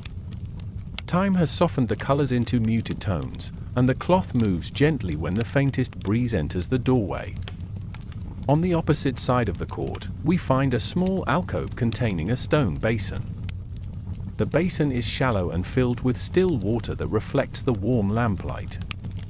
A few rounded pebbles lie at the bottom, arranged in a loose arc. The reflection of the lamps trembles slightly on the surface, though the air is still. The basin adds a quiet sense of balance to the space, its calm surface echoing the steady glow of the lamps above. A narrow passage branches off from the court. Its walls curve inward, creating a soft tunnel-like effect. The lamps here are spaced closely, and their warm light overlaps to create an even golden tone along the walls. The ground bears faint imprints of old footprints fused into the clay, smoothed by time until they appear only as shallow depressions. Walking through this passage feels like moving along a gently sculpted channel of light and earth. The passage opens into a long hall supported by wooden beams arranged in parallel rows. Each beam is thick and slightly uneven, shaped by hand long ago. The ceiling is low enough that the beams feel close, adding to the quiet intimacy of the room. Lamps positioned between the beams cast downward glows that create alternating stripes of soft light and warm shadow across the floor. Along one wall stands a series of clay shelves built directly into the structure. The shelves hold a collection of small tablets made from baked earth. Their surfaces display faint markings, lines drawn in deliberate sequences that may once have held numbers or simple records. Some tablets show signs of wear, with edges rounded and characters softened until they look more like gentle strokes than precise symbols. The room feels like a place of daily routine, where small tasks once unfolded at an unhurried pace. Farther along the hall, we approach a recessed niche illuminated by a single lamp placed low to the ground. Inside the niche rests a carved stone depicting a gentle arc with rays spreading outward. The design is simple, yet the soft glow of the lamp enhances its presence. The carving resembles a rising sun. It may have served as a quiet symbol of renewal for the people who worked here daily. We leave the hall and step into a small outdoor terrace. The terrace is enclosed on three sides by clay walls and opens to the sky above. The night is deep here, with only a few stars visible through a fine veil of warm haze. A mild breeze flows across the terrace, carrying a subtle scent of distant water. The ground is covered with smooth-packed earth, and a few clay pots line the walls. Some hold dried reeds, arranged loosely. Others are empty, their surfaces catching faint reflections from a distant lamp. The terrace contains a low stone bench positioned along the far wall. Its surface is cool to the touch and slightly uneven. We sit for a moment, allowing the night air to move gently around us. The quiet here feels different from the quiet within the halls, more open but equally serene. It carries the sense of a place used for calm pauses between tasks rather than for study or work. When we rise and continue on, a small stairway leads us downward into another corridor. The walls are thicker here, and the lamps shine with deeper orange tones. The corridor has a natural curve that guides us forward without needing thought. The ground slopes gradually, as though the city itself is easing us toward another ancient layer. At the end of the corridor we reach a low archway. Beyond it lies a chamber that feels older than the surrounding structures. The air inside is cooler, and the surfaces of the walls are rougher, as though they were shaped by early builders before the city reached its full form. The ceiling is supported by thick clay pillars, each one subtly asymmetrical. Lamps placed atop small stone stands illuminate the chamber with calm, diffused light. In the center stands a circular arrangement of flat stones set into the ground. Their surfaces are polished in irregular patterns, revealing soft variations in color. The arrangement resembles a simple gathering space, perhaps used for steady work, gentle discussion, or quiet waiting. There are no tools here, no objects to suggest a specific purpose. Instead, the room feels like a place shaped by time and quiet intention. We walk slowly around the circle, noting how the flame reflections shift across the stones. The room holds a stillness so deep that even our steps seem to dissolve into it. The chamber's quiet reaches outward, touching the corridor and guiding us gently toward whatever lies ahead. Babylon unfolds around us with calm persistence, each layer shaped by hands long gone yet still carrying the warmth of their quiet work. The night deepens softly, and our journey continues. The chamber behind us narrows into a short passage where the lamplight softens at the edges, as though absorbed by the clay itself. The walls bear faint horizontal ridges left by early builders smoothing wet earth by hand. Each ridge is shallow, almost imperceptible, but together they give the passage a gentle texture that catches the warm glow in thin horizontal bands. As we walk, the quiet deepens, gathering around us like a soft cloak. The passage soon opens into a broader hall that feels both old and carefully preserved. The ceiling rises in a shallow arc supported by clay brick vaults arranged in interlocking patterns. The structure has the subtle elegance of a place shaped with slow patience. Lamps placed along the walls send warm amber tones across the curved ceiling, giving the entire hall the appearance of resting beneath a calm sunrise frozen in time. At the center stands a rectangular platform made from smooth stone. The surface bears faint scratches in long parallel lines, suggesting years of gentle use. This platform may once have supported baskets of grain or jars of oil, perhaps used for storing materials essential to daily life. Even now the stone holds a faint earthy scent, as though remembering the goods once placed upon it. Along the far wall stretches a row of tall clay jars arranged in careful symmetry. The jars vary slightly in height but share similar shapes. Their rounded bodies taper into narrow necks, each sealed with a flat clay stopper. Soft shadows form beneath their rims, adding to the sense of order and quiet utility. A thin layer of dust clings to some of the surfaces, but the jars remain sturdy and intact, standing like silent witnesses of the city's long rhythm of work and rest. Above the jars hangs a woven panel made of reed fibers. The weaving is tight, and the pattern subtle, composed of alternating narrow stripes in muted earth tones. The panel sways gently when a faint current of air crosses the room. Its quiet movement offers a small, calming contrast to the stillness below. We move toward a doorway on the right side of the hall. The doorway has no frame, only a smooth arch carved directly into the clay wall. Passing through it feels like stepping into a softer, more intimate space. The room beyond is smaller and lit by a single lamp placed in a corner niche. The lamp flame is steady, giving the room a warm glow that gently fades toward the far walls. The floor here is covered with a layer of fine clay dust smoothed by countless footsteps. In the center sits a shallow wooden tray holding circular clay weights arranged in groups. The weights are small, each one marked with a simple symbol impressed while the clay was still wet. Some bear straight lines, others small arcs or dots. Their purpose may have been for balancing goods or organizing daily tasks. The arrangement looks deliberate, almost ceremonial, yet calm and practical. On a low shelf near the wall rests a narrow wooden box with a sliding lid. We pull the lid open and find a set of reed styluses inside.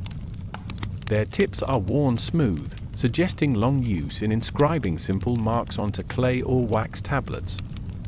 The scent of the wood is faint but pleasant, mixing with the cool earthy aroma of the room.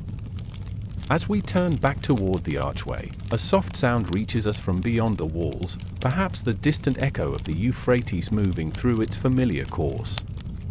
The sound is gentle and rhythmic, barely distinct, yet it adds a sense of quiet connection to the world outside the ancient structure.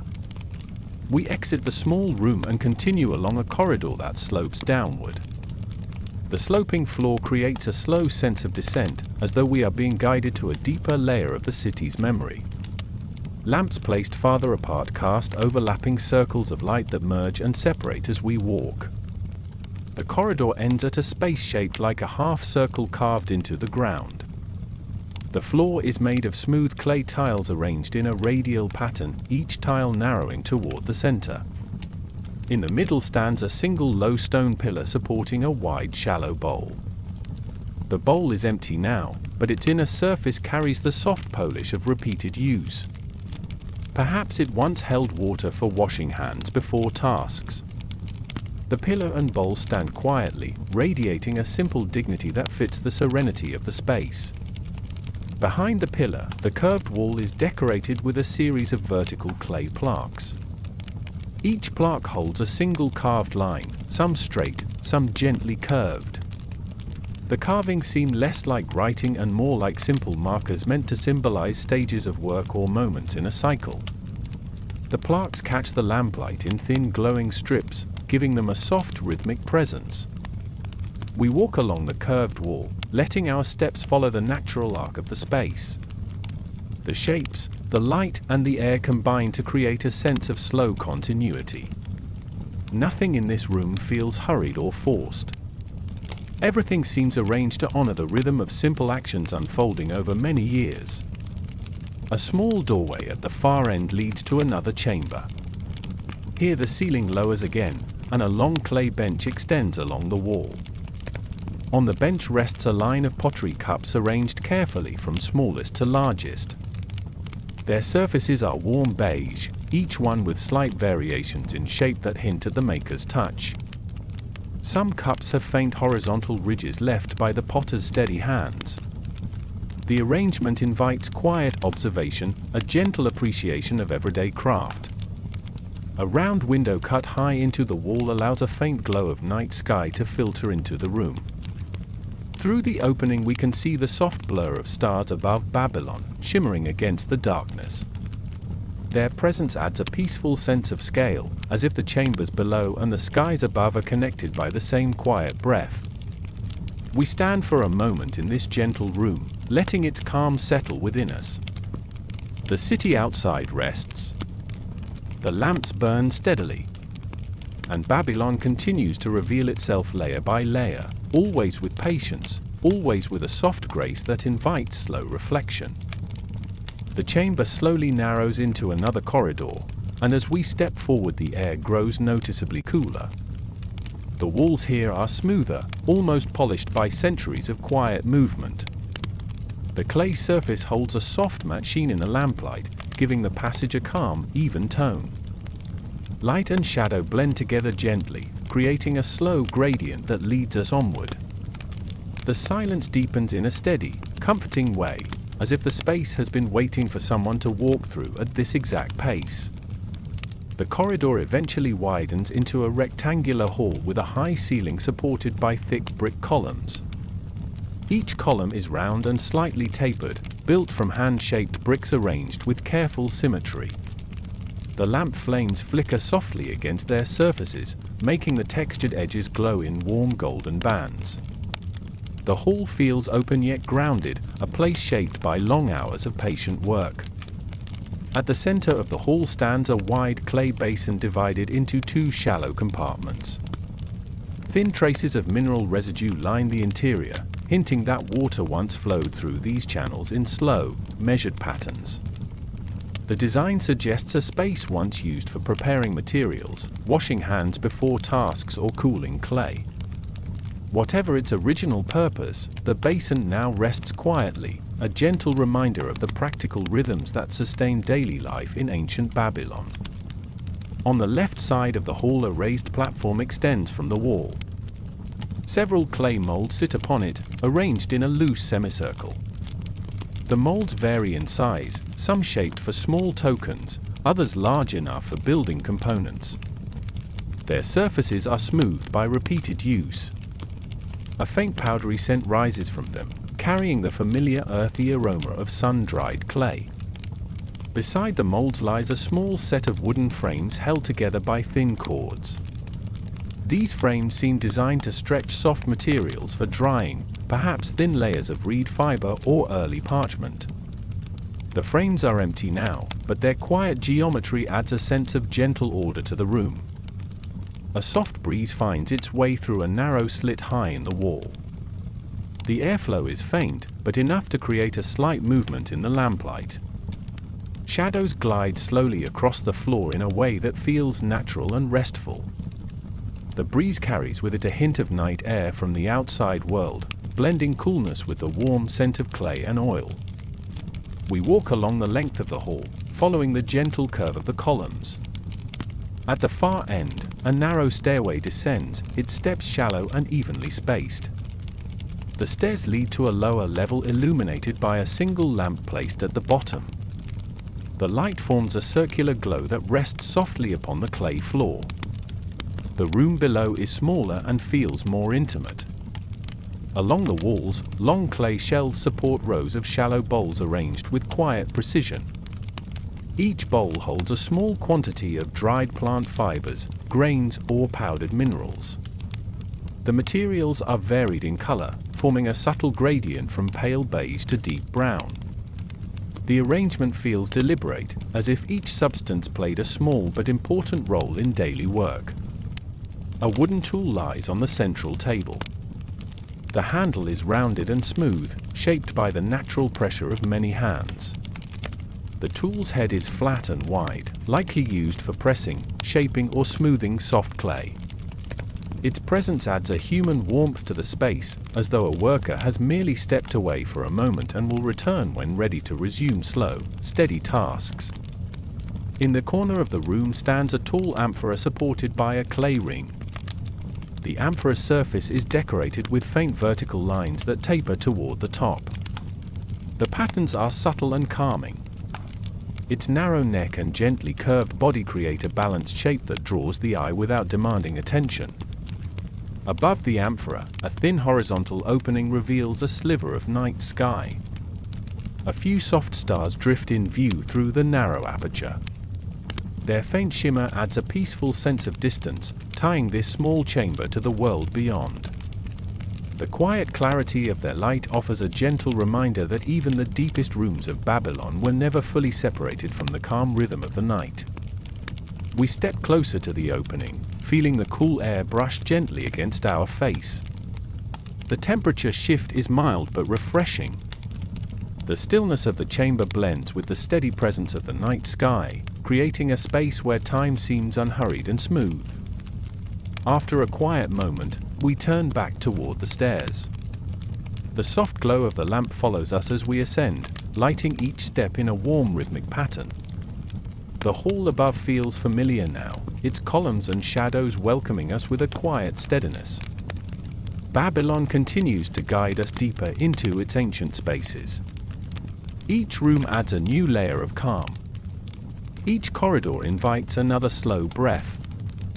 And as we walk forward, the night beyond the walls rests gently over the city, shaping every moment with its quiet presence. The hall behind us slowly narrows into a corridor that bends with a gentle curve, guiding our steps toward a quieter level of the structure. The walls here are smooth and slightly rounded, shaped by hands that worked with steady patience long ago. Lamplight travels across the surface in soft gradients, revealing subtle variations in the clay. The air feels slightly warmer, carrying a faint earthy scent that deepens the sense of calm. Each step settles lightly, as though the floor has learned to receive footsteps without echo. The passage opens into a broad chamber supported by thick rectangular pillars arranged in 2 parallel rows.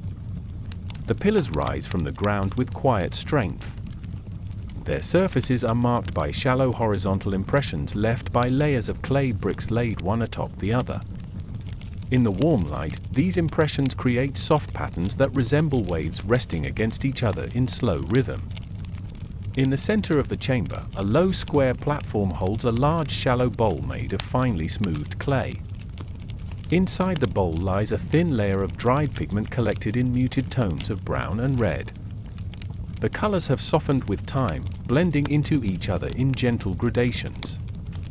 The bowl's edges are worn almost silky, shaped by years of careful hands mixing pigments for wall markings, records, or simple decorative work. Along the left wall sits a set of stone slabs arranged in a stepped pattern. Each slab holds a narrow clay tablet covered with small indentations. The marks are simple, evenly spaced and shallow. They appear to be early counting records or tallies made by workers who tracked quantities of grain, clay, or reed bundles. The tablets rest quietly, their symbols preserved like soft echoes of daily routines. On the opposite side of the chamber lies a wooden frame supported by clay weights. Thin strips of reed fiber hang from the frame, arranged in gentle lines that sway slightly when a breeze finds its way into the room. The movement is slow and calming, creating almost the impression of a quiet breathing motion. The fibers are pale and smooth, carrying the faint dry scent of sun-warmed reeds. A narrow hallway extends from the far end of the chamber. We follow it into another room where the ceiling lowers and the walls come closer together. The floor here is covered in a mosaic of clay tiles arranged in simple repeating shapes. The tiles have softened with age, rounded at the edges by countless touches of feet and air. The repeating shapes resemble small ripples spreading outward in circles, and the pattern gives the room a subtle sense of movement even in complete stillness. At the center of this room, a wooden table stands supported by thick, slightly curved legs. On the table are arranged several flat clay discs, each one etched with faint lines radiating outward from a central point. These may have been early attempts to record seasonal cycles or track the position of the sun at specific times of day. The lines form quiet geometric patterns that draw the eye gently from edge to center and back again. In the corner, a clay pot rests inside a round woven cradle. The pot holds a small collection of smooth river stones arranged in a shallow layer. The stones vary in size but share similar rounded shapes and muted tones. Their surfaces hold a soft matte finish, worn down by flowing water long before they arrived in Babylon. Someone may have gathered them for marking tasks or simply to bring the presence of the river into this enclosed space. A small square opening high on the wall lets in a faint thread of night air. Through this narrow aperture, the outside world enters the room softly. We hear a distant sound carried upward from the heart of the city below. It might be wind turning through narrow streets or the steady drift of the river following its ancient course. The sound is quiet enough to blend with the room's stillness, adding a subtle layer of calm rather than breaking it. We linger for a moment, letting the atmosphere settle around us. The room feels protective, almost like a chamber where time paused to let its own breath flow in and out without urgency. Every object, every shape, and every pattern seems placed to support simple work done with patience and intention. When we step out again into the hallway, the lamp flames greet us with familiar warmth. Their gentle light stretches ahead, guiding our path further into the soft heart of ancient Babylon. The night continues outside, calm and steady, joining itself to the quiet unfolding of each room as we walk deeper into the city's silent memory. The hallway ahead widens slowly, as though the walls are easing open to welcome us into another space shaped by long quiet labor. The air grows slightly cooler, carrying with it a faint mineral scent that suggests stone rather than clay. As we move forward, the warm glow of the lamp settles into a softer hue, creating gentle shadows that expand and fold across the floor in slow, drifting shapes. Each step feels cushioned by the stillness that has gathered here over centuries. The corridor eventually reveals a tall arched entrance leading into a chamber built with more refined craftsmanship than the rooms before it. The ceiling rises into a smooth curve supported by slender pillars shaped from layers of pressed clay and polished stone. Their surfaces hold subtle vertical streaks left by tools that once scraped the pillars into precise form. In the warm lamplight, these streaks create gentle lines that draw the eye upward, giving the chamber an airy sense of balance. In the center stands a large rectangular table made of dense, dark wood. Its edges are rounded, worn smooth by countless hands. On the table rest several clay tablets arranged neatly in a grid. The tablets vary in thickness, but each carries rows of shallow wedge marks set in orderly lines. This appears to be an early archive or record room, where scribes may have organized supplies, tracked labor, or recorded seasonal cycles. Even in stillness, the arrangement gives a quiet sense of purpose. Beside the tablets lies a small clay bowl filled with dried reed styluses. The tips are clean and sharp, shaped for making marks in clay before it hardened. The bowl holds the soft scent of aged plant fibers and dust warmed by lamplight. Each stylus carries a slightly different shape, showing the subtle variations formed by natural reeds. Along the left wall, a long shelf supports a row of narrow jars sealed with small clay stoppers. The jars are undecorated, shaped only by the maker's hands. A few jars lean subtly toward one another, giving the row a gentle, almost organic rhythm. The shadows between them form a soft pattern of alternating light and dark that shifts quietly as the lamp flames tremble. A set of stone steps leads to a raised platform at the rear of the chamber. The platform holds a tall clay vessel wrapped loosely in woven reed matting. The matting is faded and thin in places, its fibers frayed from time.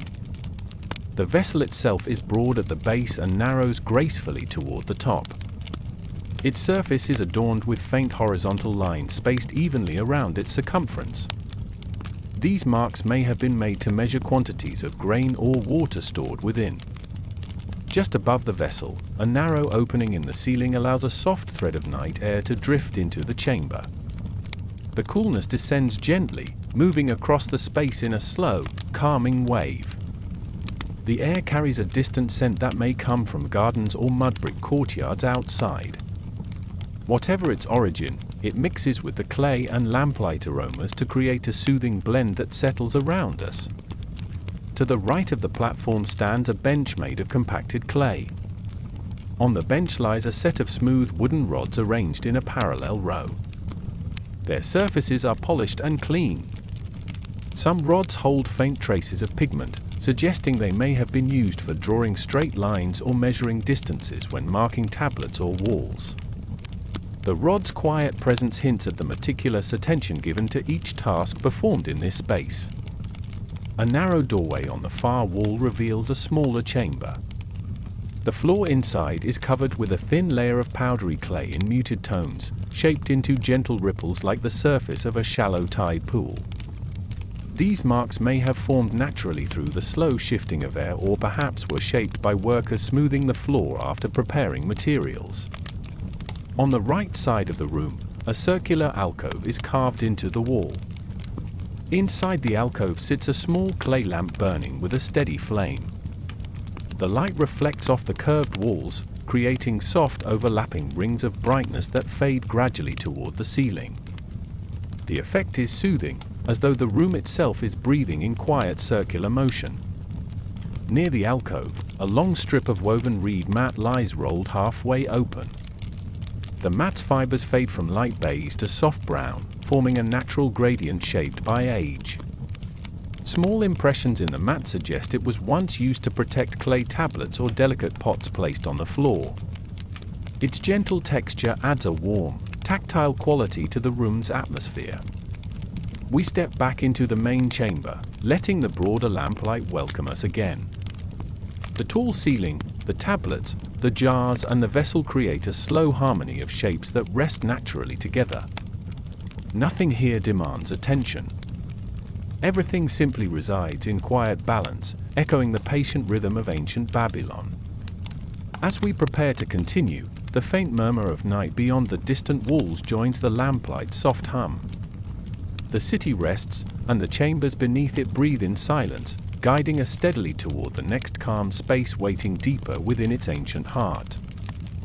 The chamber ahead narrows into a softly curving hallway lit by a series of low clay lamps placed at regular intervals along the floor.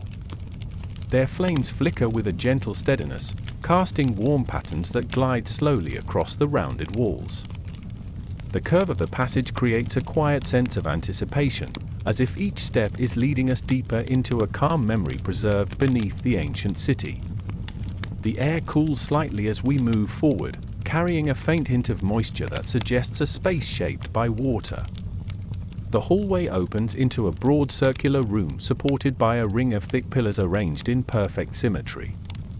Each pillar is smooth and subtly tapered, formed from layers of pressed clay that blend seamlessly into the floor below. The lamplight highlights soft variations in tone across the surfaces, creating gentle transitions from warm beige to muted gold. The room feels stable and serene, built for activities requiring long periods of patience and focus. At the center of the room lies a shallow depression filled with fine clay dust. A series of concentric circles are etched into the surface, each one smooth and evenly spaced. These circles appear to have been drawn by a tool pulled slowly around a fixed point, perhaps for planning structures or marking the boundaries of seasonal cycles. The markings hold a quiet harmony, radiating outward in soft, balanced lines. Near the edge of the room stands a low table holding a collection of tools arranged neatly in rows. The tools are simple but crafted with care. Some have slender wooden handles attached to flat clay blades. Others are shaped from stone, polished smooth with rounded edges. Their forms suggest tasks such as smoothing surfaces, carving shallow channels, or shaping clay into uniform blocks. The tools rest in silent readiness, their arrangement reflecting the measured work once performed here. Against the left wall, a pair of clay basins are set into recessed alcoves. The basins are wide and shallow, their edges curved with elegant simplicity. One basin holds a thin layer of dried pigment in warm ochre tones. The other contains faint traces of pale blue powder. These pigments may have been used for marking plans or decorating surfaces, adding quiet touches of color to the otherwise earthy palette of the workshop. A soft draft flows through the space from a narrow horizontal opening cut high into the wall. The breeze is slow and cool, carrying with it a subtle scent that might come from nearby gardens or damp clay outside the chamber.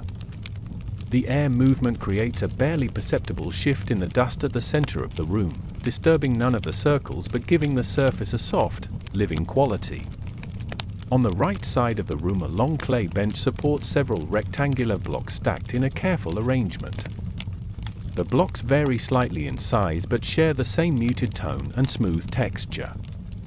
Faint tool impressions remain on some surfaces, evidence of shaping done with steady hands. These blocks may have been used as practice pieces or samples for larger constructions.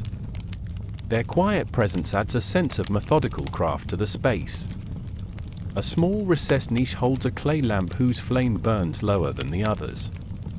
The light creates gentle gradients along the curved walls, blending shadow and glow into a soothing pattern. The niche also contains a few flat clay tablets placed neatly beside the lamp. Each tablet is blank, its surface smooth and unmarked.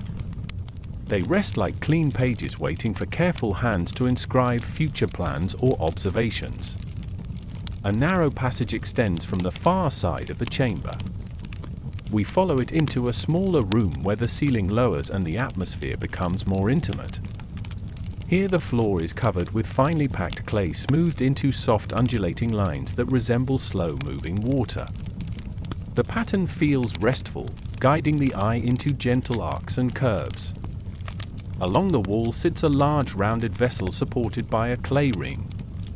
The vessel is undecorated, its shape defined by graceful continuous curves that rise from a broad base to a narrow opening. Its surface is matte and cool to the touch. Inside, faint mineral traces form soft patterns that suggest the vessel once held water used for mixing clay or preparing pigments. Beside the vessel lies a set of small woven mats stacked neatly against the wall. Their fibers are thin and flexible, shaped from reeds that once grew beside quiet water. The mats are pale in color, softened by age. Each one carries a faint natural aroma that blends gently with the cool air of the room. A square opening near the ceiling allows a soft beam of nightlight to filter in. The light is faint but steady, creating a thin silver glow across the vessel and floor. The stillness of the room deepens under this soft illumination, giving the space an atmosphere that feels like a moment held in memory. We step back into the circular chamber and pause for a long breath. The quietness here is complete but comforting, shaped by the slow labor of those who once cared for these tools and surfaces. The air rests easily. The lamps burn with gentle steadiness. An ancient Babylon continues to unfold itself with patient openness, guiding us on. The passage leading away from the circular chamber grows narrower, its walls curving inward with a gentle, natural rhythm. The lamps here burn lower, their light forming elongated pools that stretch softly across the clay floor. The air carries a faint coolness touched with the scent of ancient stone. Each step feels quieter than the last, as though the space itself is cushioning the sound to preserve the deep calm that surrounds us. As the corridor straightens, we arrive at a tall chamber shaped like an elongated oval.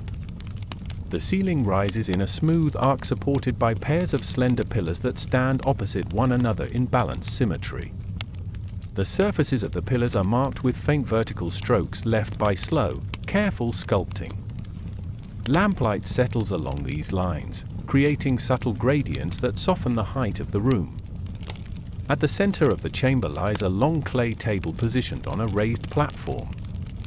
The table holds a series of shallow wooden trays arranged side by side. Each tray contains small clay tokens of different shapes. Some are circular, others triangular or rectangular. The tokens are smooth and undecorated, their forms simple and pleasing to the eye.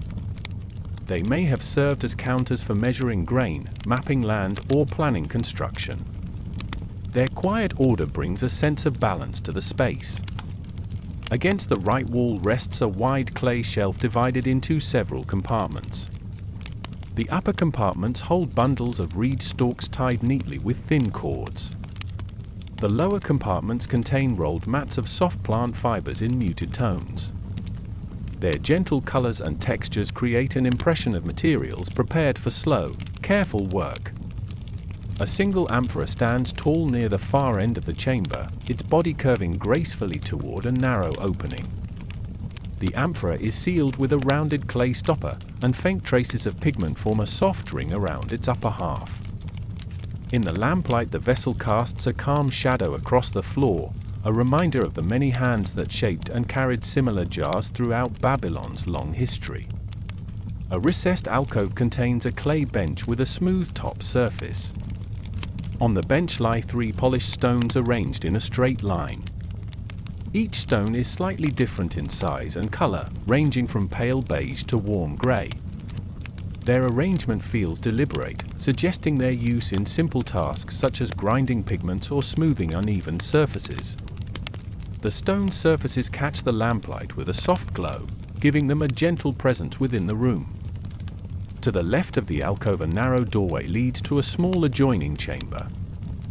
We step inside and find a quiet room with a lowered ceiling and a clay floor marked with parallel grooves. The grooves run from wall to wall in smooth, even lines, as if shaped by tools pulled repeatedly across the surface. These lines create a subtle pattern that guides the eye in slow, calming waves. Along the wall sits a wide clay pot supported by a ring made from woven reeds. The pot contains a shallow layer of dried clay fragments, each one irregular in size. The fragments crumble softly when touched, leaving faint traces of powder on the fingertips. Their presence suggests a space once used for testing or drying small batches of clay before they were shaped into tools or tablets. A small shelf holds several wooden sticks with thin flat ends. Their tips bear faint discoloration from pigments once mixed or spread onto surfaces. The corridor slopes gently downward, and with each step the air grows cooler, as though we are approaching a place where the city's deepest memories have settled. The walls narrow slightly, curving inward in a calm, protective arc. Lamplight rests in soft patches along the floor, never harsh, never hurried. The quiet here feels thicker, shaped by layers of time that have pressed into the clay and stone. The passage opens into a wide chamber shaped like a half circle. The ceiling curves smoothly overhead, supported by thick pillars that blend into the walls with a natural grace. The pillars catch the lamplight in warm tones, giving them a gentle glow that resembles the color of clay warmed by the rising sun. The room feels like a resting place, designed for quiet reflection rather than work. At the center stands a circular stone platform polished to a soft sheen. A clay bowl rests upon it, filled with clean water that reflects the lamplight in slow ripples. The still surface resembles a small, silent sky, holding only the faintest vibrations from the air around it. The water's presence gives the room a deeper calm, reminding us of the river that has guided Babylon since its earliest days. Surrounding the platform are several low clay benches arranged in a loose ring. Their surfaces are smooth and slightly curved, shaped to encourage long, peaceful sitting. On one bench lies a folded reed mat softened by age. Its fibers create a muted pattern of parallel lines that echo the shapes we have seen throughout the city's older chambers. The arrangement suggests that this space once hosted quiet gatherings, moments of shared rest and gentle conversation. Along the far wall, a narrow shelf holds a small set of clay tablets. These tablets are blank, their surfaces untouched. They likely awaited plans never drawn or thoughts never written down. Their emptiness carries a soft sense of possibility, as if the room itself was prepared to receive new ideas but remained content even when silence filled its place. A tall, narrow window opens high in the wall, allowing a faint line of night to enter the chamber. Through the opening we see a stretch of quiet darkness where stars shimmer softly above the city. The glow of Babylon is barely visible now, reduced to a gentle haze beyond the rooftops. The deeper quiet of the night gives the scene a timeless quality. It is as if the stars are watching the city dream. The night air drifts through the window and spreads across the chamber in a slow, refreshing wave. The breeze mixes with the warm clay scent of the room, creating an atmosphere that feels both grounding and light. Shadows move slowly across the floor, guided by the quiet sway of the lamp flames. We sit on one of the benches for a long moment. The stillness wraps around us, steady and welcoming. The chamber feels like the closing of a circle, a place where the rhythm of the city softens into a quiet heartbeat. Everything we have seen on our journey seems to settle into a single gentle truth. The beauty of Babylon lies not only in its structures or its crafts, but in the peaceful patience that shaped every corner of its ancient spaces. When we rise again, the room greets the movement as though it has watched countless visitors stand and leave with unhurried steps. We walk toward a final archway leading upward. The passage beyond ascends with a soft, steady incline. Lamps placed along the walls burn low, their flames giving the impression of guiding lights rather than mere sources of brightness. As we climb, faint sounds of the outside world return. A whisper of wind brushing over rooftops. The gentle current of the river turning slowly in its deep channel. The distant hum of the night settling into its quietest hour. These sounds merge with the memory of all the chambers we have passed through, forming a soothing chorus that accompanies our ascent. At last we reach a small doorway that opens into an open-air courtyard. Clay tiles stretch beneath our feet, still warm from the day's sunlight. The night sky expands overhead, vast and calm. Stars scatter across it in delicate patterns, their soft glow reflected faintly in the distant waters of the Euphrates. The courtyard holds only a few low walls and a single lamp burning on a pedestal. Its flame stands steady against the darkness. The gentle light reveals the outlines of Babylon's rooftops and the faint curve of the river beyond. The city sleeps, wrapped in the same quiet we have carried with us from chamber to chamber. We pause at the edge of the courtyard and breathe slowly.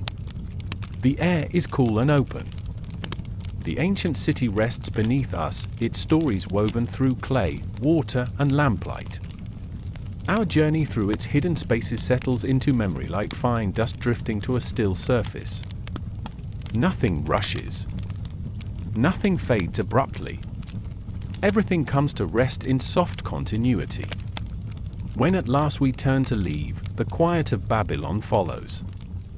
It moves with us gently, a calm echo of all the rooms we have walked, all the tools we have seen, and all the slow breaths shaped by hands long gone. The night holds the city with care. And we step away knowing that in the peaceful heart of ancient Babylon, silence continues to watch over every corner with steady, enduring grace.